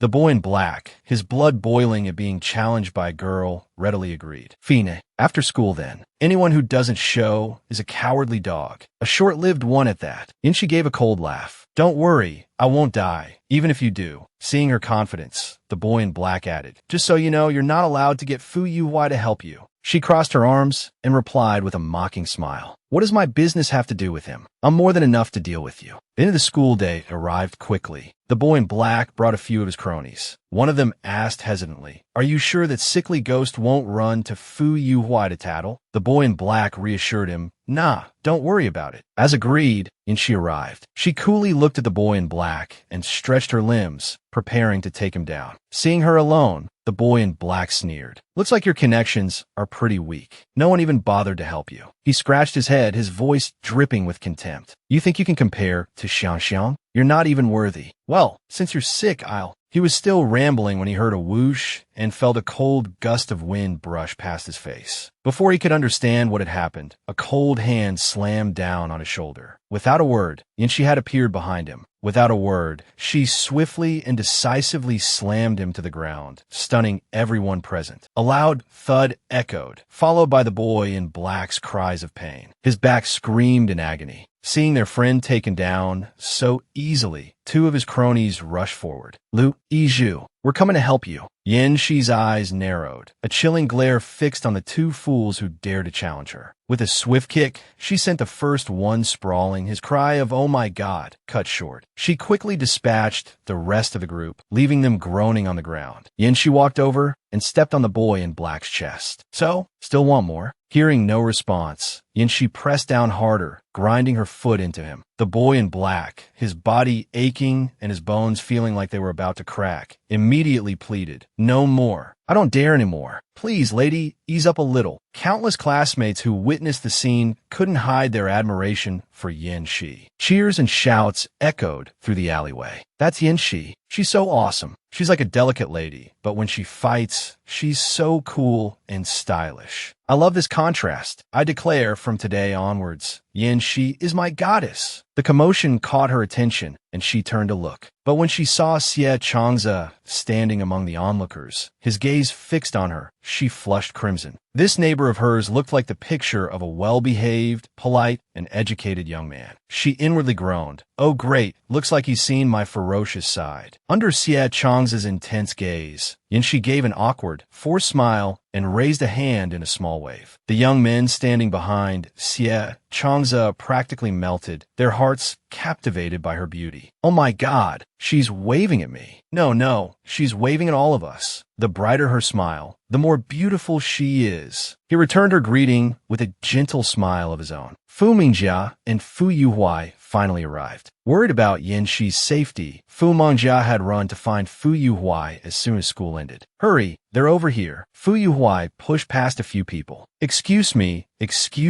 coming through. Yanshi, are you alright? The moment he saw her, Fu Yuhua rushed forward and embraced her, catching her off guard. Xie Changze's eyes narrowed. He watched the scene unfold with displeasure. Before he could react further, Yanshi pushed Fu Yuhua away forcefully. Fu Yuhua, let go. As she pushed him away, Fu Yuhuai's eyes fell on the bloodstains on her hands, and his face paled. You're bleeding. He reached out to touch her hand, but Yanshi swatted him away with a disgusted look. Can't you tell that's someone else's blood? You idiot. Fu Yuhua, stunned by the slap, clutched his cheek and whispered, Yanshi. She ignored him, walking past him with an air of indifference. Her mind raced, recalling the novel's plot. After Fu Yuhuai's confession was rejected by the original Yin Shi, his words and actions would become increasingly unpleasant. He would then become the first to side with Chun Xiangxiang. From that point on, their friendship would crumble. Exhausted from the fight, Yanxi felt her strength waning. The only person she could rely on now was Xie Changze. She walked over to him and asked softly, "Could you take me home?" Xie Changze readily agreed. Of course. The crowd parted, creating a path for them to leave. Fu Yuhuai could only watch them go, the whispers behind him fueling his frustration. She's so strong. She even dared to hit the boss. Doesn't Fu Yuhuai like Qin Xiangxiang? Why'd he hug Yanxi just now? When did Yin Shi get to know Xie Changze? They look amazing together. Fu Yuhuai redirected his anger towards the boy in black, standing nearby. The boy trembled under his furious gaze. Why you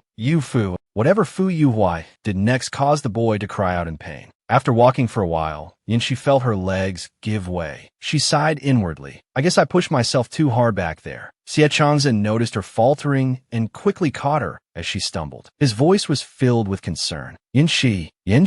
He quickly retrieved a small bottle of traditional medicine from his pocket and poured out a single pill. Yanxi, seeing the label, couldn't hide her surprise. It was from Hai-He, the leading research institute for traditional medicine in the country. Doubt flooded her mind. How could he have this medicine on him? And how could it be exactly what she needed? He supported her head against his chest and brought the pill to her lips. Here, he murmured gently, "Take this first." Fu Yuhuai, having dealt with the boy in black, hurried over. Seeing Xie Changze giving Yanxi something to swallow, he erupted, "What are you giving her? She can't just take any medicine. Give her back to me." Fu Yuhuai's hand reached out for Yin Shi, but Xie Changze, without hesitation, shifted back, putting himself between them. Leaning weakly against Xie Changze, Yin Shi whispered, "Xie Changze, let's go." He gently lifted her into his arms. Yin Shi didn't resist, obediently looping her arms around his neck. Fu Yuhuai clenched his fists, fury burning in his eyes. Xie Changze's voice was ice cold. "Get out." Seeing Fu Yuhuai's continued defiance, Xie Changze delivered a cutting remark. "She chose me to take her home, not you. Don't you understand why? Between her and Chun Xiangxiang, you chose the latter. You're no longer worthy to stand by her side." With that, he carried Yin Shi past a stunned Fu Yuhuai, leaving him frozen in place by the weight of his words. Instead of taking her straight home, Xie Changze brought Yin Shi to the hospital for a checkup. Dr. Gu, alerted to the situation, rushed over, his face etched with concern. "Miss Yin, how are you feeling?" After receiving some fluids intravenously, Yin Shi felt considerably better. "I'm all right now, Dr. Gu," she reassured him. "Please don't tell my father or grandfather about me fainting." Xie Changze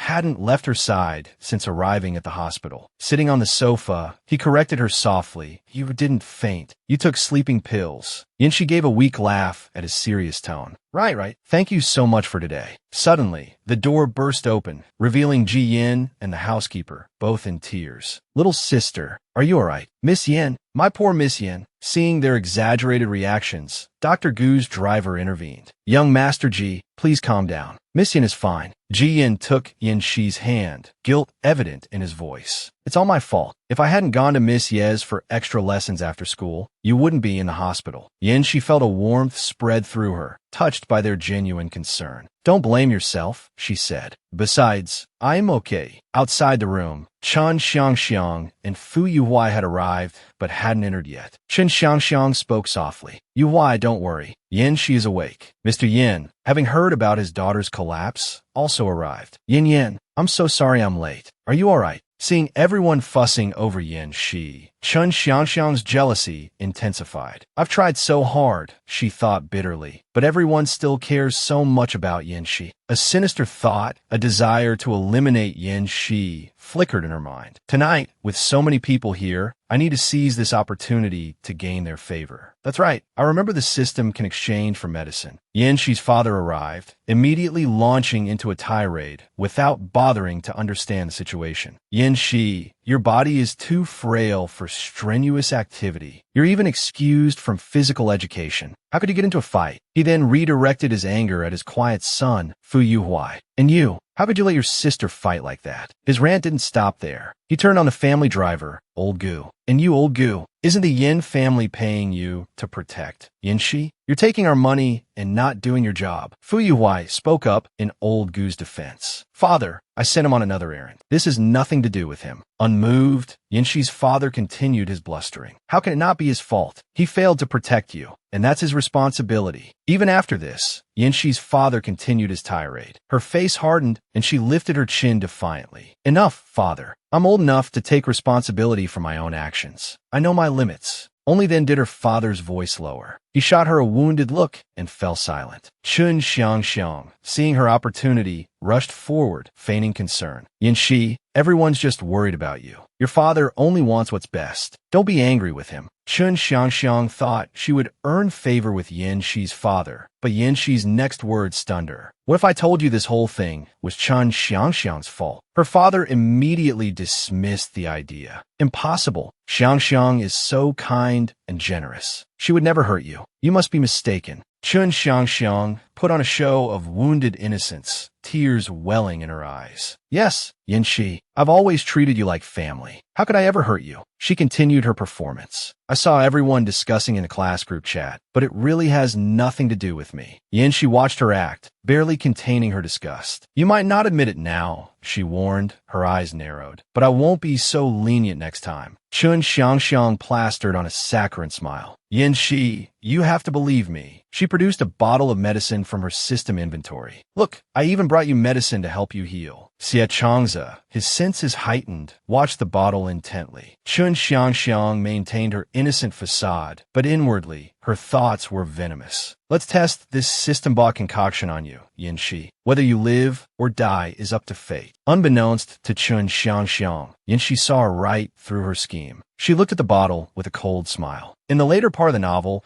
she does develop medicines using the system, but not yet. Xie Changze stepped forward, wanting to examine the medicine. I've studied herbal remedies. Can I take a look? Chun Xiangxiang wanted to refuse, but knew it would arouse suspicion. Of course, she conceded. He sniffed the contents, immediately recognizing the ingredients. After his examination, he returned the bottle to Chun Xiangxiang with an indifferent expression. This medicine won't do much for Yinshi's injuries. It's just a blood tonic. Ji Yin, feigning disbelief, exclaimed, "Oh my God, is that even possible?" You can tell just by smelling it. Yinshi, fearing Chun Xiangxiang might lose interest, added with a hidden agenda. Actually, I think this bottle is quite valuable. Chun Xiangxiang, oblivious to the trap Yinshi was setting, smiled and said, "You're right. This is a white porcelain bottle from the Ru Kiln. It's one of the works of a Ru Kiln descendant, Xia Bushou. It's worth 180,000. Yinshi let out a cold laugh, feigning surprise. Oh, you use a porcelain bottle worth 180,000 to hold medicine? Seems like you're quite wealthy. So, about that 38 million you owe me, shouldn't you pay it back? Chun Xiangxiang was speechless. Only now did she realize she'd fallen into Yinshi's trap. Her face couldn't have been darker.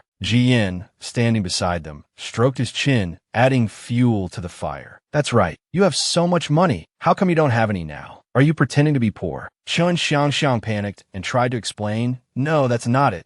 She didn't dare look directly at them, lowering her head as she mumbled, "It's just that I don't have that much money right now." Inwardly, she fumed. Yinshi, you're going too far? Yinshi, relentless, continued to press her. Well, then you should hurry up and pay, even in installments. Mr. Yin, knowing Yinshi wouldn't let it go and wanting to salvage Chun Xiangxiang's image, suggested, Xiangxiang, you could sell this bottle. It would fetch a decent sum. Chun Xiangxiang clenched her fists, deeply unwilling. But my medicine... But then, she quickly changed her expression and said with a forced smile, Sister Yin Yin, why don't you take the medicine first? Then I'll sell the bottle. Xie Chang's face turned cold as he refused. He accused Chun Xiangxiang. Why do you want Yinshi to take this useless medicine? Do you have some ulterior motive? Do you intend to harm her? Hitting a nerve, Chun Xiangxiang stumbled back in a panic. I don't. I wouldn't. Inwardly, she seethed with regret. It was such a waste to spend so many points to exchange for medicine that couldn't be used. As Chun Xiangxiang was about to leave, Yinshi's voice rang out from behind her. So, now can you tell me about how I was harassed? She was determined to corner Chun Xiangxiang. Those thugs said they liked Chun Xiangxiang, so they wanted to vent their anger for her. Chun Xiangxiang didn't know how to explain herself logically, stammering,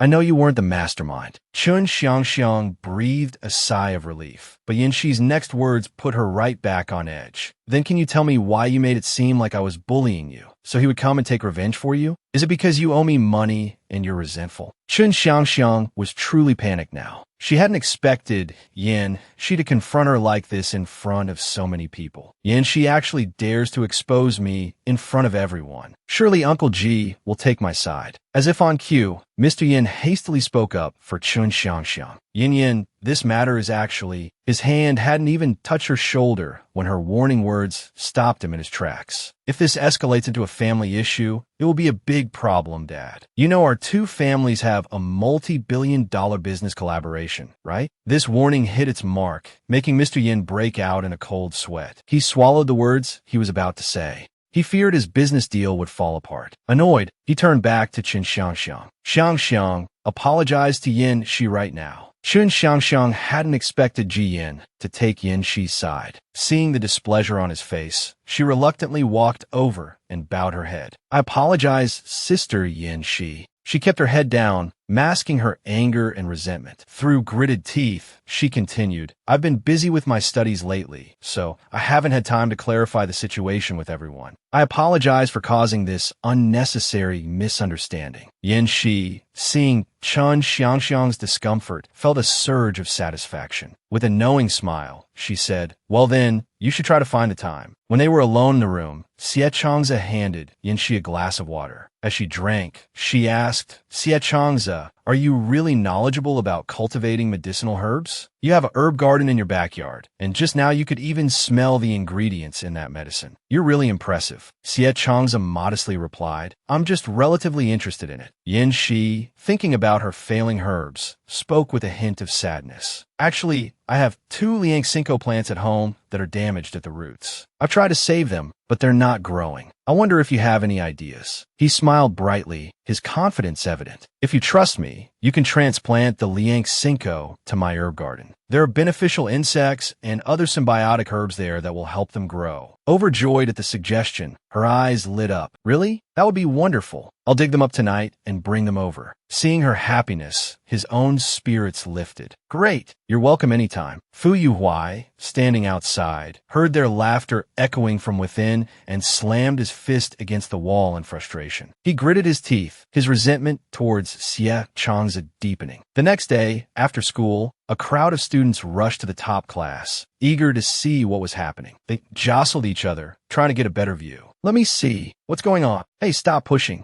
Inside the classroom, Chun Xiangxiang, following Jian's instructions, had gone to find Yanxi after school. Sitting on a chair, Yanxi asked coldly, what is it? Chun Xiangxiang, looking at the young man in black, shifted all the blame onto him, acting as if she had nothing to do with the incident. Yi Yao, didn't I tell you that Sister Yanxi and I are like sisters? You shouldn't believe those baseless rumors and attack my sister like that. Apologize to Sister Yanxi right now. The young man, unjustly accused, retorted, but didn't you cry to me, saying that you were being... Chun Xiangxiang, fearing exposure, cut him off sharply. I'm perfectly fine at the G residence. You must have misunderstood. Louis Ran was speechless with indignation, about to retort when Yanxi spoke first. All right, both of you stop arguing. She was tired of Chun Xiangxiang's theatrics. Yanxi then laid bare everything Chun Xiangxiang had done, her words sharp and unwavering. You're staying in my house, and my father even gave the medicine that saved my life to your mother. Chun Xiangxiang was near tears, terrified that if this came to light, she would be ostracized and ridiculed by her peers. She bowed her head repeatedly, pleading, Sister Yanxi, it's all my fault. I'm truly sorry. I apologize. Yanxi's expression remained unchanged, her voice cold. If you don't want this to continue, shouldn't you show some sincerity? Chun Xiangxiang suppressed her simmering anger, scheming. If avoiding this confrontation was impossible, then she might as well. A plan began to form in her mind. Resolutely, she knelt before Yanxi. Her action immediately sparked murmurs amongst the surrounding students. Poor Xiangxiang, she whimpered, the picture of wronged innocence, tears streaming down her face. Sister Yanxi, thank you for giving up the cancer medication to save my mother's life. When everyone misunderstood you, I didn't explain things clearly. Today, I sincerely apologize. apologize. And she saw right through her charade. So, she's playing the morality card, trying to garner sympathy, she thought. Chun Xiangxiang continued, her voice choked with sobs, carefully crafting a misleading narrative. This apology, it's voluntary. You didn't force me. Finishing her performance, she offered a small, smug smile, thinking, let's see how you get out of this one. But she had completely underestimated Yin Shi's ability to read people. Yin Shi laughed coldly, truly entertaining. You said I used my life to force my father to give the cancer medicine meant for me to your mother. That you used my life to trade for your mother's. I had no choice. She didn't give Chun Xiangxiang a chance to interject, her words flowing like a relentless tide. Yin Shi's voice turned icy. Now you kneel and beg. Tell me, what am I supposed to do? Forgive you. Chun Xiangxiang, cornered, stammered, unable to form a coherent sentence. Sister Yin Shi,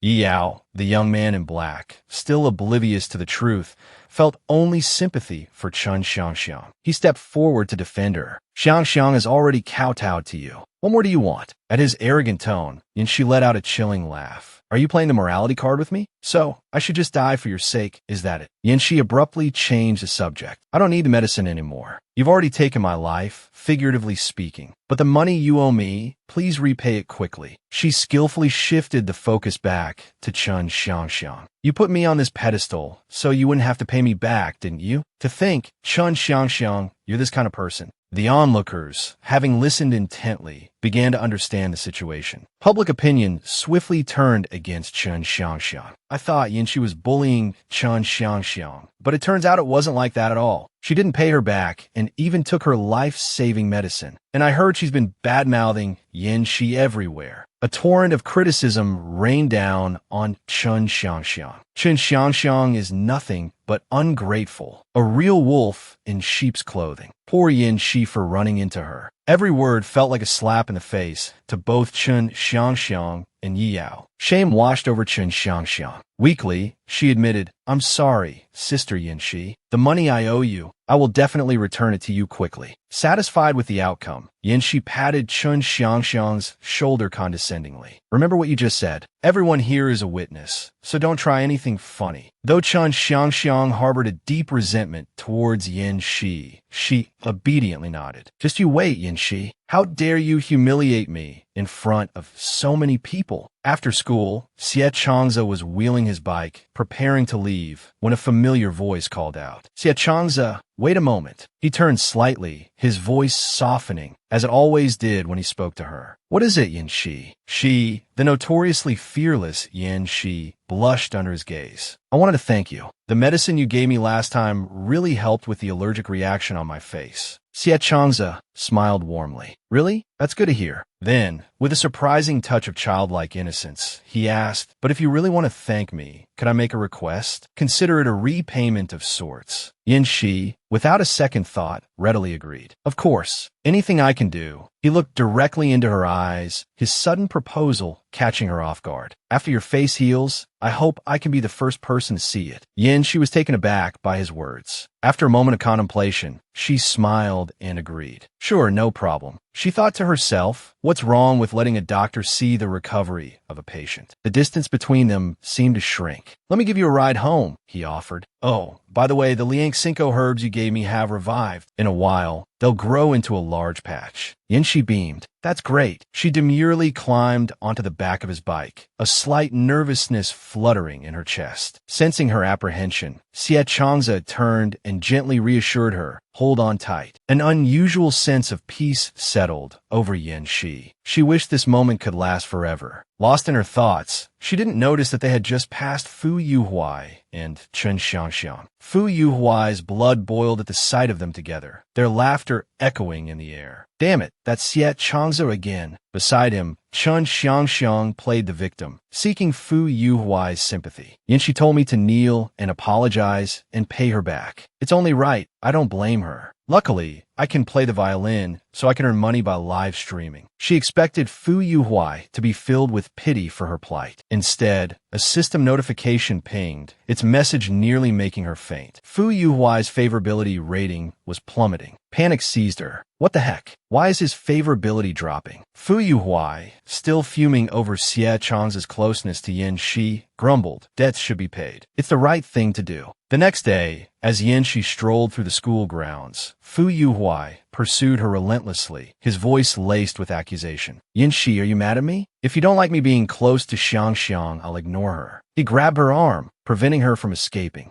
Yanxi, you know I like you. Chun Xiangxiang is just a substitute for you. Yanxi wrenched her arm free, her voice sharp with annoyance. Fu Yuhuai, let go of me. I don't have time for your nonsense. She was about to deliver a well-aimed kick to this persistent pest when she heard the voices of some nearby students. Senior, want to skateboard with us? Yanxi shoved Fu Yuhuai away and turned to the girls with a smile. Sure. Fu Yuhuai tried to speak, but Yanxi ignored him, walking towards the group of students. That girl pointed at me and laughed, asking, but, Senior, do you know how to skateboard? If not, I can teach you. My skills are pretty good. I guarantee I won't let you fall. Seeing her enthusiasm, Yanxi couldn't bring herself to refuse. All right then, I'll trouble you. Suddenly, Fu Yuhuai stepped forward and snatched the skateboard from the girl's hand, saying ostentatiously, let me. His motive was clear, to attract Yanxi's attention. Yan, your health isn't great. You shouldn't do anything this dangerous. If you want to learn, I'll teach you. Annoyed, Yanxi reached out to grab the skateboard back. Let go. I don't need you to teach me. Fu Yuhuai still wouldn't give up. Come on, Yan, trust me. I won't let you fall. As the two struggled, a firm, large hand unceremoniously snatched the skateboard from Fu Yuhuai's grasp.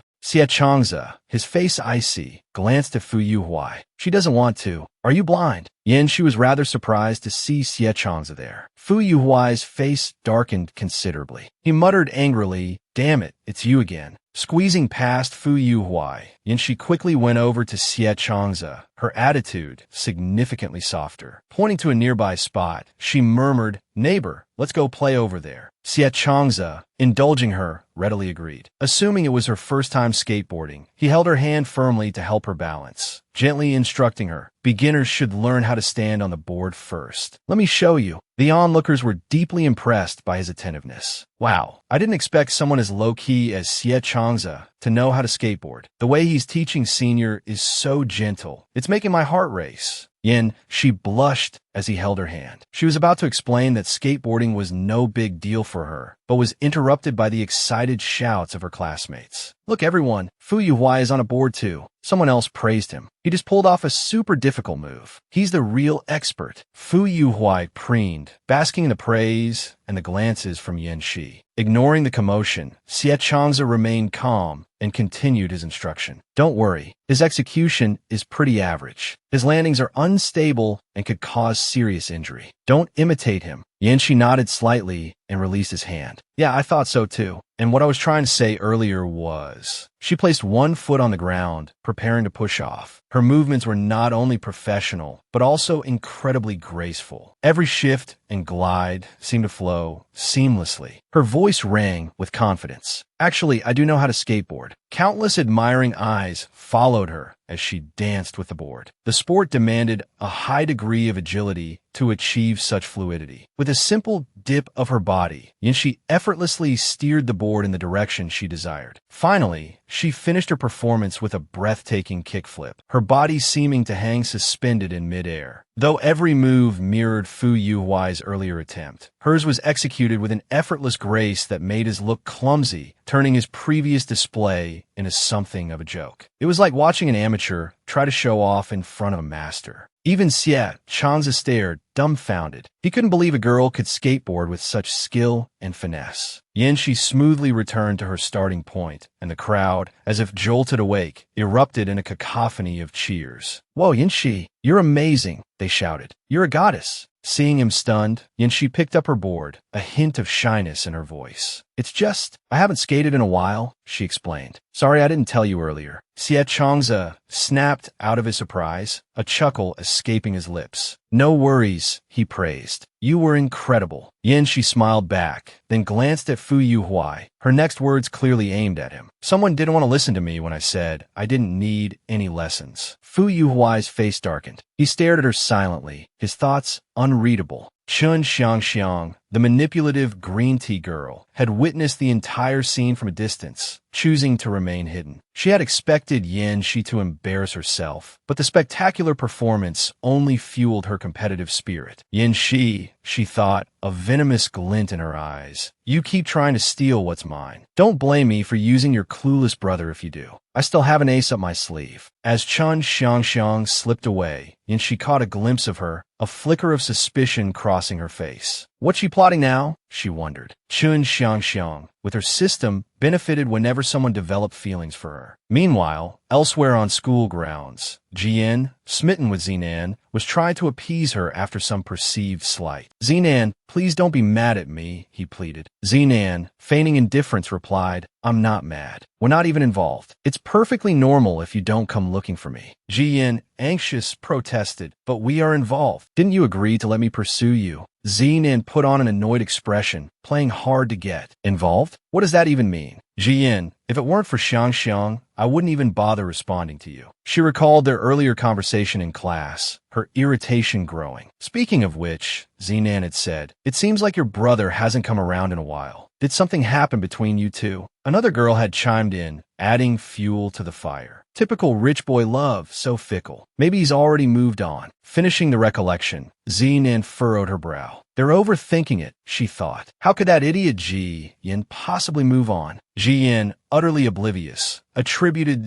Nan's attention to Chun Xiangxiang's influence, his face brightening. So, Xiangxiang told you to come find me, he exclaimed. I'll have to thank her when I get home. Zinan, speechless, simply let him believe what he wanted. As expected, Chun Xiangxiang's ears were filled with the constant chime of system notifications. Jian's affection points were steadily climbing, and even Zinan's affection was increasing as a side effect. Hidden from view, Chun Xiangxiang smirked, pleased that her plan was working. Ji Yin had been hopelessly in love with Zinan for 2 years. If she helped him win Zinan's heart, she would undoubtedly reap a significant boost in affection points. Completing her power upgrade would be a piece of cake. Blinded by love, Ji Yin continued his relentless pursuit of Zinan. Zinan, I've been so busy with my studies since joining the rocket class. I haven't had much time for you. Let me buy you some gifts to make up for it. Zinan, inwardly thrilled, feigned displeasure. Throwing money at me again? Do you even think your grades qualify you for the rocket class? You're disrupting the fairness of it all. A frigid voice cut through the air from a distance. If he doesn't deserve to be in the rocket class, then who does? You perhaps. Yanxi glanced at Zinan as she approached, her imposing presence sending a chill down Zinan's spine. Yanxi? What's she doing here? Zinan, assuming Ji Yin would cower behind her, continued her haughty tone. Senior Yanxi, I believe that people buying their way into the rocket class deprives others of a fair chance. Ji Yin started to explain. It's not like that. But Yanxi cut him off, arms crossed. Student Wang, do you look down on us wealthy individuals? Zinan stammered. I didn't say that. Yanxi, determined to teach Zinan a lesson, pointed at her with an impassive face and spoke in a resolute voice. Then take off all your clothes, jewelry, and shoes. If you dislike Ji Yin and his wealth so much, return everything he's given you. Why are you still wearing them? Zinan, confronted with the demand to return the gifts, protested. How can you give a gift and then take it back? Yanxi, don't be so arrogant. I may be poor, but I have my pride and principles. Yanxi scoffed at the gold digger's words. What you're wearing alone is worth over 100,000. Does someone with principles readily accept such expensive gifts? You can pretend to be noble, but don't fool yourself. Zinan, cornered by Yanxi's logic, redirected her attack. Jian, these are gifts you gave me. Do you really want them back? Jian, his face etched with sadness, replied, I didn't know you hated my gifts so much. Seeing Jian's reaction, Zinan realized he was siding with Yanxi. Panicked, she thought, I didn't expect Yanxi's influence over him to be so strong. I need a new plan. Feigning hurt, she accused, Jian, I misjudged you. You're just a foolish rich kid who toys with people's hearts with money. If you don't defend me, I'll never like you again. With that, she turned and fled. She had only taken a few steps when she heard Jian call out, Wait. Smirking, she assumed he would never let her go. Just as I thought, this Ji Yin is truly pathetic. She was anticipating a groveling apology when Ji Yin, his face no longer clouded by infatuation, declared firmly, "You can't leave yet. You haven't returned the things I gave you."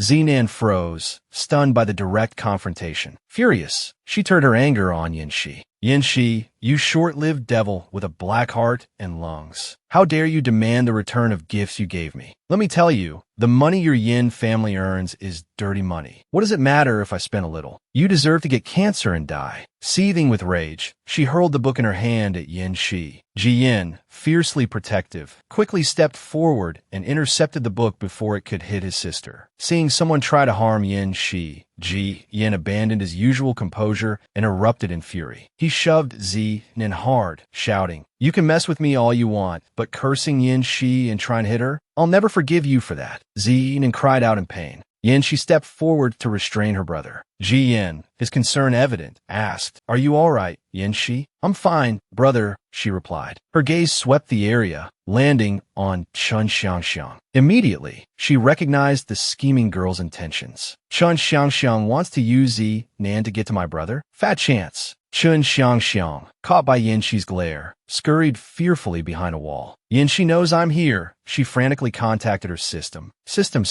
does Yin Shi know about your existence?" The system responded smugly, "I'm a high-tech product. Ordinary people can hardly detect me." Somewhat reassured, Chun Xiangxiang breathed a sigh of relief. Ji Yin and Yin Shi followed Zinan, supposedly back to her house to retrieve the gifts. But she kept circling the same area. Yin Shi, her patience wearing thin, frowned. "This is the second time we've passed this alley. You said you'd take us to your house to get the gifts Ji Yin gave you, but now you're just going in circles. Have you changed your mind?" Zinan stammered, embarrassed, but her pride remained intact. "How dare you accuse me? It's your dirty Yin family money that disgusts me." She had been stalling, buying time for her parents. She had discreetly texted them earlier, warning them. She assumed they had already hidden the valuable gifts. Confident in her assumption, she stopped circling and finally led them to her house. But the moment she arrived, she gasped, covering her mouth to stifle a cry. Inside, her parents huddled together on the sofa, fear etched on their faces. The gifts Ji Yin had given her were laid out on the table. The gifts were there because a lawyer, acting on Yin Shi's instructions, had arrived earlier and demanded that Mr. and Mrs. Wang hand them over. "Greetings, Miss Yin, young Master Ji," the lawyer said respectfully. Yin Shi gestured towards the various boxes on the table. "Brother, go check if everything is there." Ji Yin, surprised by the sheer quantity of gifts he had given Zinan, scratched his head sheepishly. "Saw the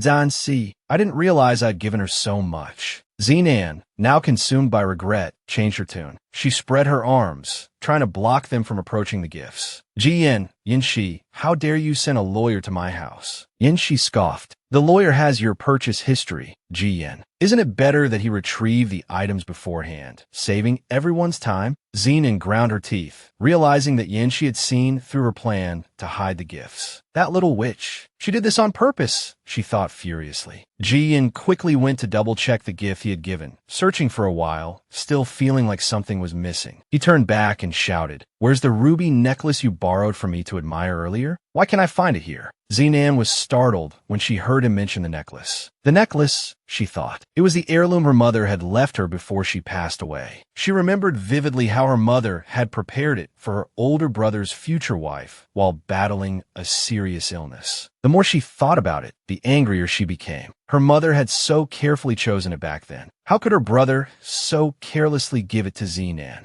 Zinan, of course, knew the necklace was incredibly valuable. Unwilling to return it, she made an excuse. "I already told you I couldn't find that necklace. Why are you bringing this up again? What's your point?" Ji Yin, seeing her dishonesty, angrily roared, "Let me tell you, this old debt is enough to put you behind bars. Do you know my mother bought that necklace for 6.88 million? Mrs. Wang trembled with fear, stammering, What do you mean, jail? Or, how about we let her Nin marry you, young Master Ji? Then she won't have to go to jail for losing something that would be her own." Zinan, seizing this excuse, immediately placed the blame on Ji Yin.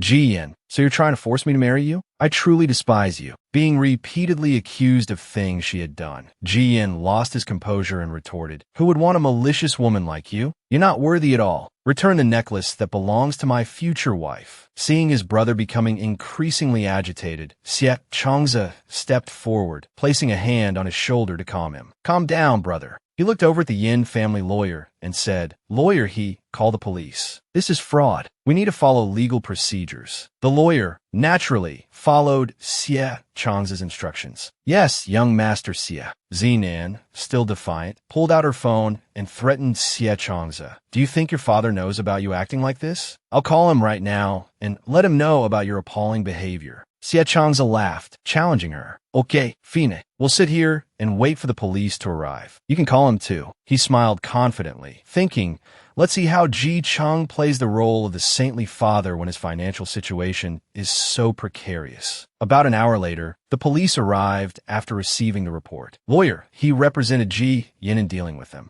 Ji Chang, upon hearing the news, rushed over with Chun Xiangxiang. He burst through the door, demanding loudly, Yin Yin, what kind of trouble have you caused that the police are here? Can't you resolve things by talking it out? Chun Xiangxiang chimed in, as if adding fuel to the fire. That's right, sister. It's just a lover's quarrel and a breakup. Why are you? Xie Changze angrily interrupted. Dad, you don't even know what happened, and you're already trying to mediate. Is that appropriate? Do you know that the Wang family has swindled the ruby necklace that Mom left for brother? Faced with this questioning, Ji Chang immediately fell silent. He thought to himself, so it involves something so valuable. I thought it was just a minor issue. Zinan, terrified, looked pleadingly at Chun Xiangxiang. Xiangxiang, help me. Chun Xiangxiang cursed inwardly. Damn it. Even though Zinan is stupid, she's currently my only leverage to gain favor with Ji Yin. Calculating her advantage, Chun Xiangxiang quickly spoke up in Zinan's defense. Uncle Ji, I'm sure Nan didn't mean to lose the necklace. Please don't blame her. Ji Changheng had never been able to refuse Chun Xiangxiang, harboring feelings for her mother. He approached Yin Shi, attempting to persuade her. Yin Yin, why don't you reconsider? Just let it go. Yin Shi responded with icy disdain. I'll withdraw the lawsuit, but only if she compensates me for the full original price. I won't deduct a single cent. Her voice was steely. 6.88 million. Will that be a transfer or cash? Zinan, indignant, burst out. The Wang family relies entirely on financial aid. How could they possibly get that much money? This is outrageous. Oh, if Xiangxiang feels so bad for the Wang family, Yin Shi retorted, why doesn't she pay the debt for them? We can even draw up a promissory note. Inwardly, Yin Shi fumed. Don't think you can play the benevolent prince with other people's money. The astronomical figure made Nan's blood run cold. Xiangxiang, please help me, she pleaded. Chun Xiangxiang, of course, wasn't about to shoulder someone else's debt. What a ridiculous idea. We're practically strangers. Why should I pay for her? Feigning helplessness, Chun Xiangxiang put on a remorseful expression. Zinan, I don't have that kind of money either. Why don't you ask your brother? He likes you so much, maybe he'll let it slide. Ji Yin scoffed, a harsh laugh escaping his lips. His words were a stinging slap to Chun Xiangxiang's face. Wang Zinan stole from my future wife, and you want me to reconcile with her? What are you thinking, Chun Xiangxiang? His anger caused his affection for her to plummet. Even the system registered the change. Warning, target Ji Yin's affection level rapidly decreasing. Panicked, Chun Xiangxiang tried to salvage the situation. Brother, that's not what I meant. Ji Yin recoiled from her touch. Don't call me brother. You're just a charity student our family is helping. Ji Changheng bristled at his son's words. Ji Yin, don't speak to Xiangxiang like that. Be a man and take some responsibility. You're gallivanting around, neglecting your studies, caught up in puppy love, and now you're blaming others. Yin Shi immediately jumped to her brother's defense. Father, don't be so unfair. It was wrong of my brother to get involved in a relationship so young, but Qin Xiangxiang constantly pushes him and Wang Zinan together. Is that right? Ji Yin added fuel to the fire. Exactly. She's the one who kept trying to set me up with Wang Zinan. She's the one who brought Wang Zinan into my room. And she's the one who showed Wang Zinan the necklace. Don't tell me you're not an accomplice in this. Chun Xiangxiang. Ji Changheng turned a disapproving gaze towards Chun Xiangxiang. Disappointment laced his voice. Xiangxiang, Did you really take her to your brother's room? Chun Xiangxiang, with crocodile tears welling in her eyes, offered a weak explanation. Uncle G, I had just arrived at G's house and wanted to make friends, so I brought her on a tour of the house. Ji Changheng's face hardened. His voice dripped with disapproval and a hint of disdain. I know many of your friends back in your village are already married at your age, but that's a backwards mentality. Stop trying to set people up or bringing your rural ways into our home. Do you understand? Another red alert from the system sent Chun Xiangxiang into a panic. The alert warned that Ji Cheng's favorability towards her was rapidly declining. Unwilling to accept this, she questioned why. The next day, before school, Yanxi noticed her brother's lingering guilt. She patted his shoulder and said with a smile, "Brother, the police found a necklace at the Wang family's house. The lawyer should bring it back to you in a few days." Ji Yin, tears streaming down his face, his heart aching, didn't dare look up. "Thank you, Yanxi, for saving me from that wicked woman and getting my necklace back." The two siblings were engrossed in their conversation when their father approached. "Yin, Shi, Jian," he said, "your uncle is returning from abroad today. We're holding a welcome party for him tonight. You both know, right?" Yin Shi, wary, asked. "Yes, we know, but why are you suddenly bringing this up?" Ji Cheng, swayed by Chan Xiangxiang's sweet talk throughout the night, had forgiven her previous transgressions and even yielded to her request.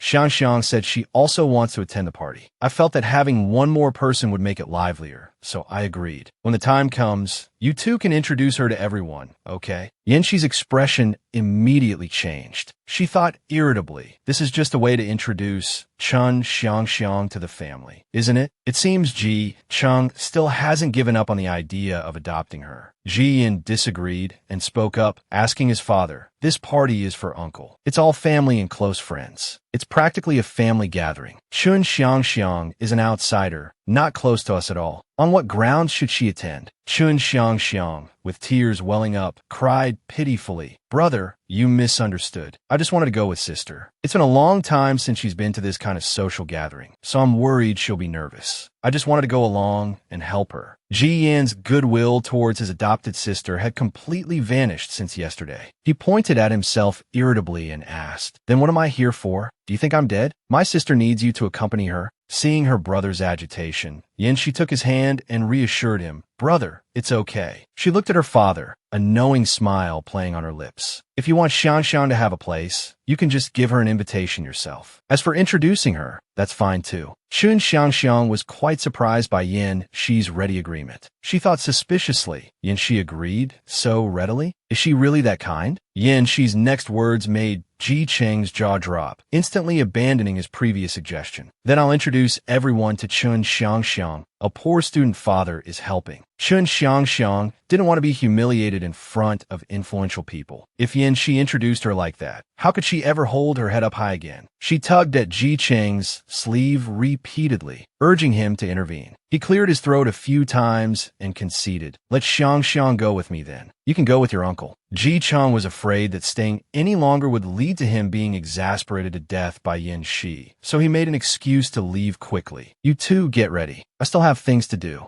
Nan Ti watched them go, their retreating figures swallowed by the hallway. A specific plot point from the novel she transmigrated in a flash through her mind. If I'm not mistaken, after last night's incident, Chun Xiangxiang has completely lost her chance to ensnare my brother. That's why she's wasting no time, now that Ji Yin is back, to shift her target. The goal? To compensate for the loss of system points, of course. Nan Ti vividly remembered how, in the original story, after the original Nan Ti's death, Chun Xiangxiang had successfully seduced Ji Yin and seized all of the Nan family's assets. But this time, this little green tea bitch won't get a whiff of any of that. Not while I'm here. In this novel, I'm the queen. A cold smile played on her lips. Let's see what you've got this time. That evening, the banquet unfolded in all its extravagant glory. The attendees, a mix of Nan and Ji family relatives, were all prominent figures in the business world. Chun Xiangxiang, dressed in a deceptively simple yet elegant gown, played the part of the innocent ingenue to perfection. She flitted about, greeting everyone with a sweet, "Hello, uncle. Hello, Andy." Seeing her arrive with Ji Changheng led many to mistake her for Nan Ti. "Oh my, it's been so long. Nan Ti, you've grown into such a beautiful young woman." Ji Changheng, gesturing towards Chun Xiangxiang, corrected them. You've all mistaken her. This is Chun Xiangxiang, daughter of the Chen family. She simply bears a slight resemblance to Nan Ti. The guests nodded in understanding. Ah, so that's it. Ji Changheng then proceeded to parade Chun Xiangxiang around, introducing her to countless people. Each person praised her beauty and politeness, causing her to beam. Nan Ti, observing the scene from above, didn't miss a single detail. He's already showing off Chun Xiangxiang before the main character even arrives. Ji Changheng is truly becoming more and more outrageous. Suddenly, a jarring voice cut through the air, drawing everyone's attention. Resemblance? She doesn't even compare to the tip of Nan Ti's little finger. The newcomer, the source of the cutting remark,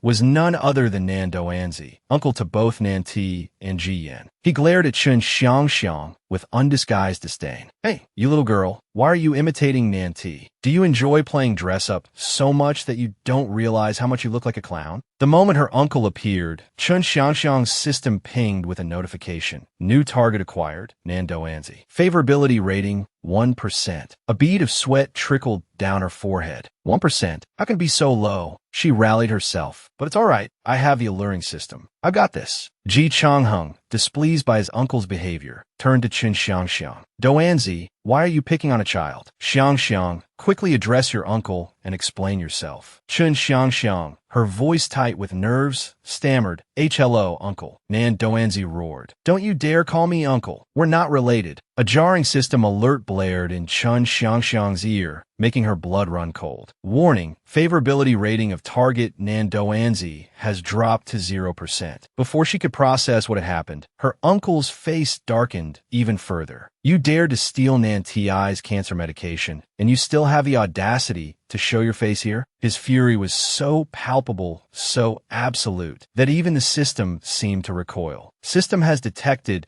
that Nan Doanzi's favorability rating is beyond recovery. Chun Xiangxiang stood frozen, the notification echoing in her mind. She couldn't comprehend what was happening. Is this what they call game over before it even began? Ji Changheng was still desperately trying to salvage Chun Xiangxiang's reputation. Yinji, you've misunderstood. Xiangxiang willingly offered the anti-cancer medication. Chun Xiangxiang, her eyes darting around pleadingly, remained silent. She hadn't yet formulated a convincing lie. While she scrambled for the right words, Nan Ti's chilling laughter cut through the air. She and her brother, Nan Doanzi, descended the staircase with an unhurried grace. Though she spoke no words, an aura of power radiated from her, silencing the room. Father, Nan Ti's voice was glacial. Why are you lying so blatantly? You decided to give the medication to Chun Xiangxiang's mother for a trial. When did Nan ever agree to this? The guest's attention snapped towards the siblings, their eyes widening with admiration. Wow, Nan Ti has arrived. Now that's the presence of a true heiress. Ji Changheng's uncle's face darkened by the second, his gaze fixed on Ji Changheng like a hawk. Changheng, is what Nan Ti said true? Under that icy stare, Ji Changheng felt a cold sweat break out. Nan Ti, you idiot, he cursed inwardly. Why reveal the truth in front of everyone? His uncle, patience exhausted, grabbed Ji Changheng by the collar. I'm asking you. Answer me, he roared. Panicked, Ji Changheng, desperate to deflect the blame, pointed his finger at Chun Xiangxiang. I was caught in a flash flood, and Xiangxiang saved me. She asked me to repay her by giving her the medication so she could save her mother. I had no other choice but to let her take the freezer containing the medicine. Chun Xiangxiang felt her blood run cold. How could he push the blame onto me? He was the one who offered it when I mentioned it. Nan Ti, unwilling to let the situation escalate further. Her uncle had just returned after a long absence, and the presence of so many witnesses made a public scene undesirable, intervened. She gently placed a hand on her uncle's arm. It's all right, uncle. I've already promised Miss Chun that if she can repay the cost of the medication, I'll let this matter go. She continued optimistically. As for my illness, other organizations are also researching anti-cancer drugs. I believe there will be a solution soon. Her uncle softened, his anger receding as he affectionately ruffled her hair. All right. This girl has a mind of her own, just like her mother. I can't argue with you. Nan Ti smiled, basking in his affection. Nan Doanzi, his expression grim, spoke bluntly. Brother-in-law, I call you that out of respect for Nan's mother. But I never expected you to treat Nan like this. Do you think our Nan family has no one left to stand up for us? Ji Changheng didn't dare answer in the affirmative. He quickly denied it. Nan Ti's uncle stated firmly, "I'm taking Nan Nan back to the Nan family home." Ji Changheng's eyes widened in alarm. Visions of his fortune disappearing along with Nan Ti. That's not possible. If Nan Nan leaves, won't the Nan family assets go with her? He immediately protested. No, Nan Nan is... Nan Doanzi cut him off, his voice radiating an oppressive aura that left no room for argument. This is an announcement, not a negotiation.